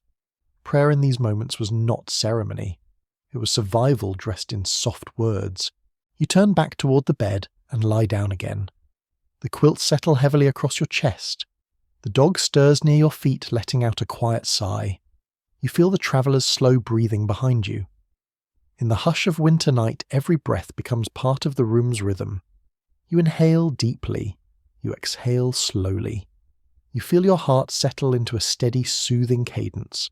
A faint memory rises, drawn from the scattered journals of early settlers. Some spoke of carrying small charms or tokens during winter. A stone smoothed by running water. A feather found during autumn. A small carved symbol tucked into a pocket. These objects held meaning, comfort, or protection. You imagine holding such a stone now, its surface warmed by your palm, its weight grounding your thoughts. Another memory floats up, this time from accounts of frontier women who created simple lullabies to calm restless sleepers, soft murmured melodies that drifted through cabins like warm smoke. These songs often wove together pieces of faith, nature, and gentle reassurance. You imagine a mother humming quietly to soothe children frightened by the wind. You can almost hear the faint rise and fall of a melody wrapping around the room. You shift your shoulders beneath the buffalo robe. The warmth clings to you. The fire crackles softly. You sense how powerful these small comforts once were. In a world where winter could feel vast and merciless, people created rituals to remind themselves that they were not alone. Some lit candles, some recited blessings, some simply held hands for a moment before sleep. You picture a family doing this now in the dim light, forming a circle of quiet support. Your eyes close for a moment as you feel the weight of the quilt settle more deeply. The air against your cheek feels cool but bearable. The dog shifts again, its warmth brushing your ankle. The traveller's breath creates a faint rhythm behind you. All of this forms a kind of unspoken prayer of its own, a shared moment of stillness shaped by presence, warmth, and trust. A thought from modern researchers crosses your mind. Some believe that these nighttime rituals helped settlers maintain emotional resilience through the hardest months. Others suggest that such practices simply gave shape to fear, turning it into something manageable. As you lie here now, wrapped in warmth and quiet, you sense truth in both ideas. Rituals steadied the heart, faith steadied the mind, and together they kept winter from entering the spirit too deeply. You take one more slow breath. Warmth settles around your ribs. The fire hums with soft assurance. Frost glimmers faintly. You whisper a quiet hope into the air, just as many before you must have done, letting your words blend into the calm. Then you nestle deeper into the quilts, letting the gentle presence of winter night spirituality rest around you like a tender, unseen hand. You settle more deeply into the quilts, letting the faint spiritual calm of the night linger in your breath. The fire makes a soft clicking sound as a small coal splits, and the warmth pulses outward in slow waves. You feel yourself drifting your muscles, loosening little by little, and then your thoughts begin to drift toward the pale stretch of morning that waits beyond the dark. Frontier dawns were not gentle. They arrived with a cold sharpness that could cut straight through quilts and clothing, a chill that demanded movement the moment your eyes opened. You sense that morning now inching closer with every breath. You shift slightly beneath the buffalo robe. The air above the covers is colder than before. Winter dawn approaches quietly, but it approaches with certainty. You open your eyes and imagine the room in its early morning state.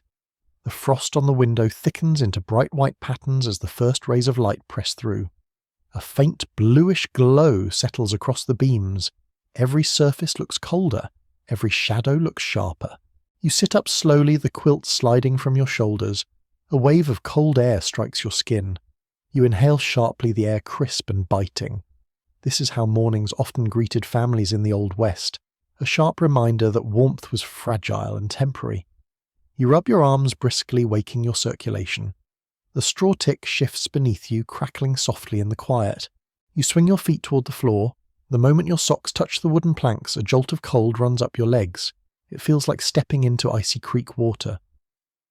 Settler accounts often mention how children hesitated to leave their beds in winter because the floor stole heat instantly. Some families laid scraps of cloth or bits of old rugs near the bed just to soften the cold shock. You place your feet on an imagined scrap of fabric, grateful for even that thin barrier. You rise and walk toward the hearth. The embers are pale now, almost sunken. But they still hold life. You kneel beside them and blow gently. A faint glow rises. You pick up the poker and adjust the wood, pushing unburned fragments closer to the center. A small flicker appears. You add a piece of kindling, then another. Slowly the fire responds. Flames creep upward, warming your cheeks. The room brightens by a dim margin. You stand again and move toward the window. The frost glitters in early light. You lift your hand and wipe a small circle with your sleeve. Outside, the world looks frozen in silence. Snow blankets everything in smooth hills. Smoke rises from distant outbuildings. The sky glows pale pink at the horizon. It is breathtaking, but the beauty carries a hard edge. Whatever tasks wait outside will demand energy your body has not yet fully gathered. You feel the cold air creeping through the cracks near the floor. It swirls around your ankles like a quiet reminder that comfort never lasts in winter. You return to the bed and shake out the quilts, letting them trap warmth again for those still sleeping.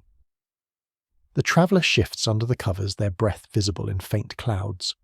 You gently adjust the buffalo robe around their shoulder, knowing that even a brief gap in fabric could bring a shiver that wakes them too soon. You walk toward the small kitchen space. The pot on the hearth is cold now. The stew from the night before has hardened into a thick layer. You chip a bit with a spoon and place it in a smaller tin cup near the fire to warm. Breakfast on winter mornings was rarely elaborate. Leftover stew, a piece of bread if it was not frozen stiff, sometimes a scrap of jerky softened in hot water.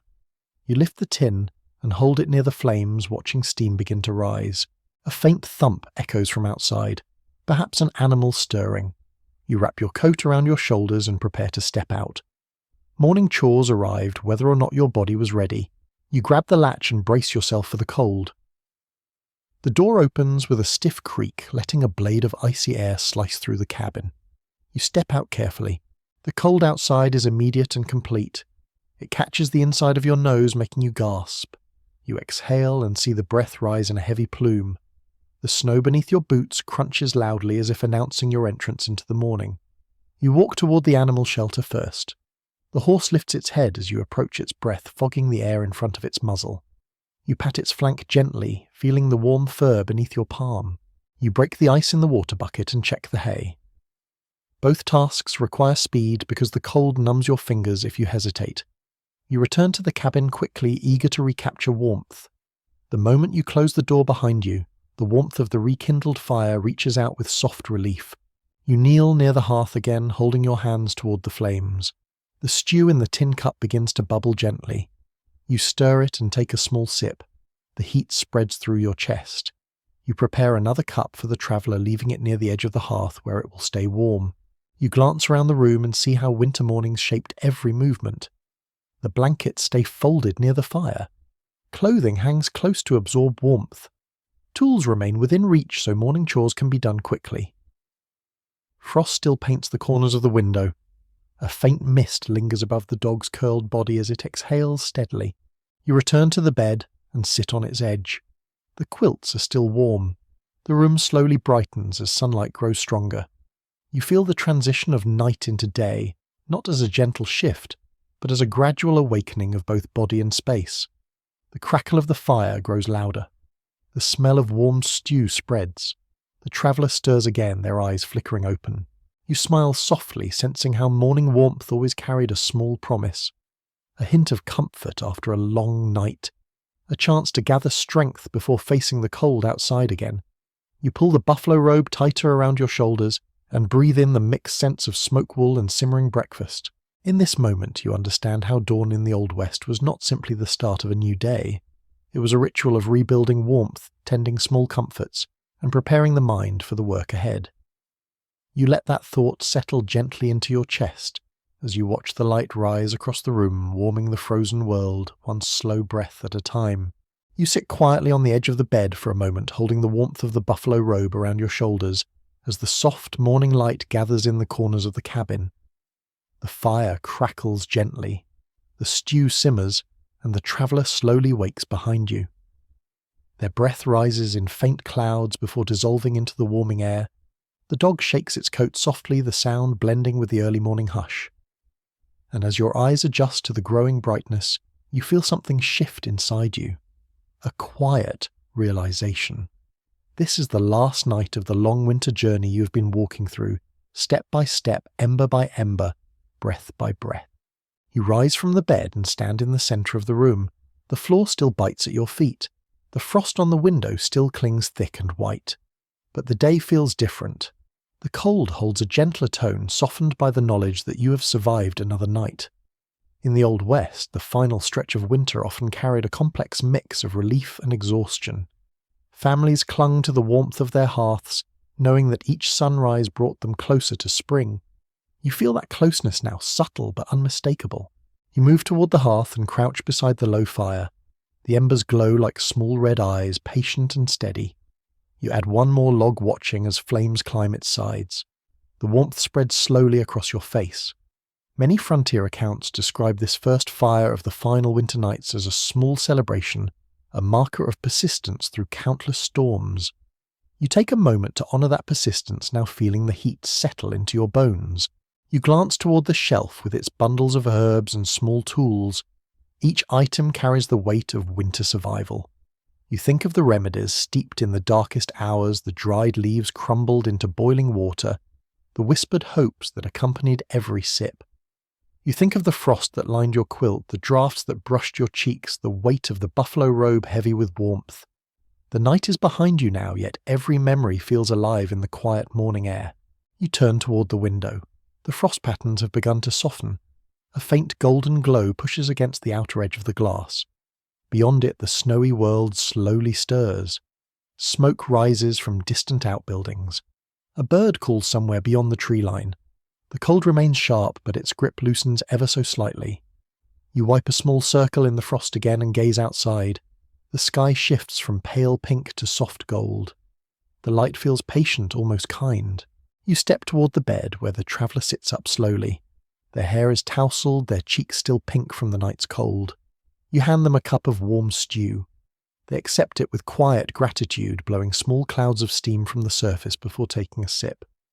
You share the moment, silently letting the warmth drift between you like an unspoken blessing. You walk toward the door and open it a crack. A soft gust of cold air rolls inside, but it no longer feels threatening. It feels familiar. You step outside briefly. The snow crunches under your boots. The sky glows brighter. The horse in the shelter lifts its head and snorts gently. The world feels vast and awake. You close your eyes and breathe in the sharp air. It stings, but it also clears your senses with a clarity that only winter mornings can bring. You step back inside and close the door. The fire greets you with another wave of comfort. You sit once more on the bed and let the quilts fall loosely around your waist. The room feels full of stories, full of warmth gathered night after night, full of the quiet strength that carried families through storms and long hours of darkness.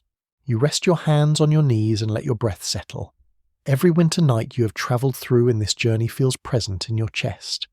The early darkness, the frosted quilts, the creaking rafters, the shared warmth, the fear, the remedies, the distant howl of coyotes, the tiny shine of frost on the window, the swirling snow outside the door, the comfort of firelight, the fragile hope carried in every dawn. You inhale once more deep and steady. The air feels softer now, warmer. You exhale, letting the final traces of night drift away. Shortly the day will begin with chores, food, and the rhythm of winter life. But this moment, this breath belongs entirely to you. And as you sink gently into the last quiet breath of this old West winter journey, you feel something settle deep inside. Gratitude, calm, warmth, because you have walked the long frozen night and now morning waits with open arms. You lean back into the quilts one last time, feeling their familiar weight settle across your chest. Let the fire keep its soft glow now low and steady, as if it has nothing more to prove. The warmth has already wrapped itself around you, gentle and unhurried. You can loosen your jaw, soften your shoulders, let your breath fall into its natural unforced rhythm. Breathe in slowly, hold it just long enough to feel the warmth spread. Then exhale, letting whatever tension remains drift away like a thin wisp of smoke rising into the rafters. The frost on the window has begun to fade into delicate outlines, and the cold outside no longer presses so sharply against the walls. The cabin feels softer now, quieter, almost weightless. Even the wind has settled into a distant hush. The dog near your feet curls more comfortably, letting out a slow, contented sigh. The traveller shifts softly warm beneath the quilts, their presence blending into the quiet hum of the room. Everything here slows. Everything here eases. You can imagine the fire dimming just a little more, its light melting gently into the wooden floorboards. You can feel the quilts grow heavier in the most comforting way, as if they know your body is ready for rest. The air grows velvety soft against your skin, and the room becomes a safer, smaller world where nothing hurried can reach you. You breathe again deeper this time. The warmth gathers behind your ribs and spreads through your limbs like a slow, steady tide. The night becomes calm. The world becomes distant, and you, wrapped in the final quiet of this long winter story, can drift as peacefully as the last snowflake settling outside. Sweet dreams.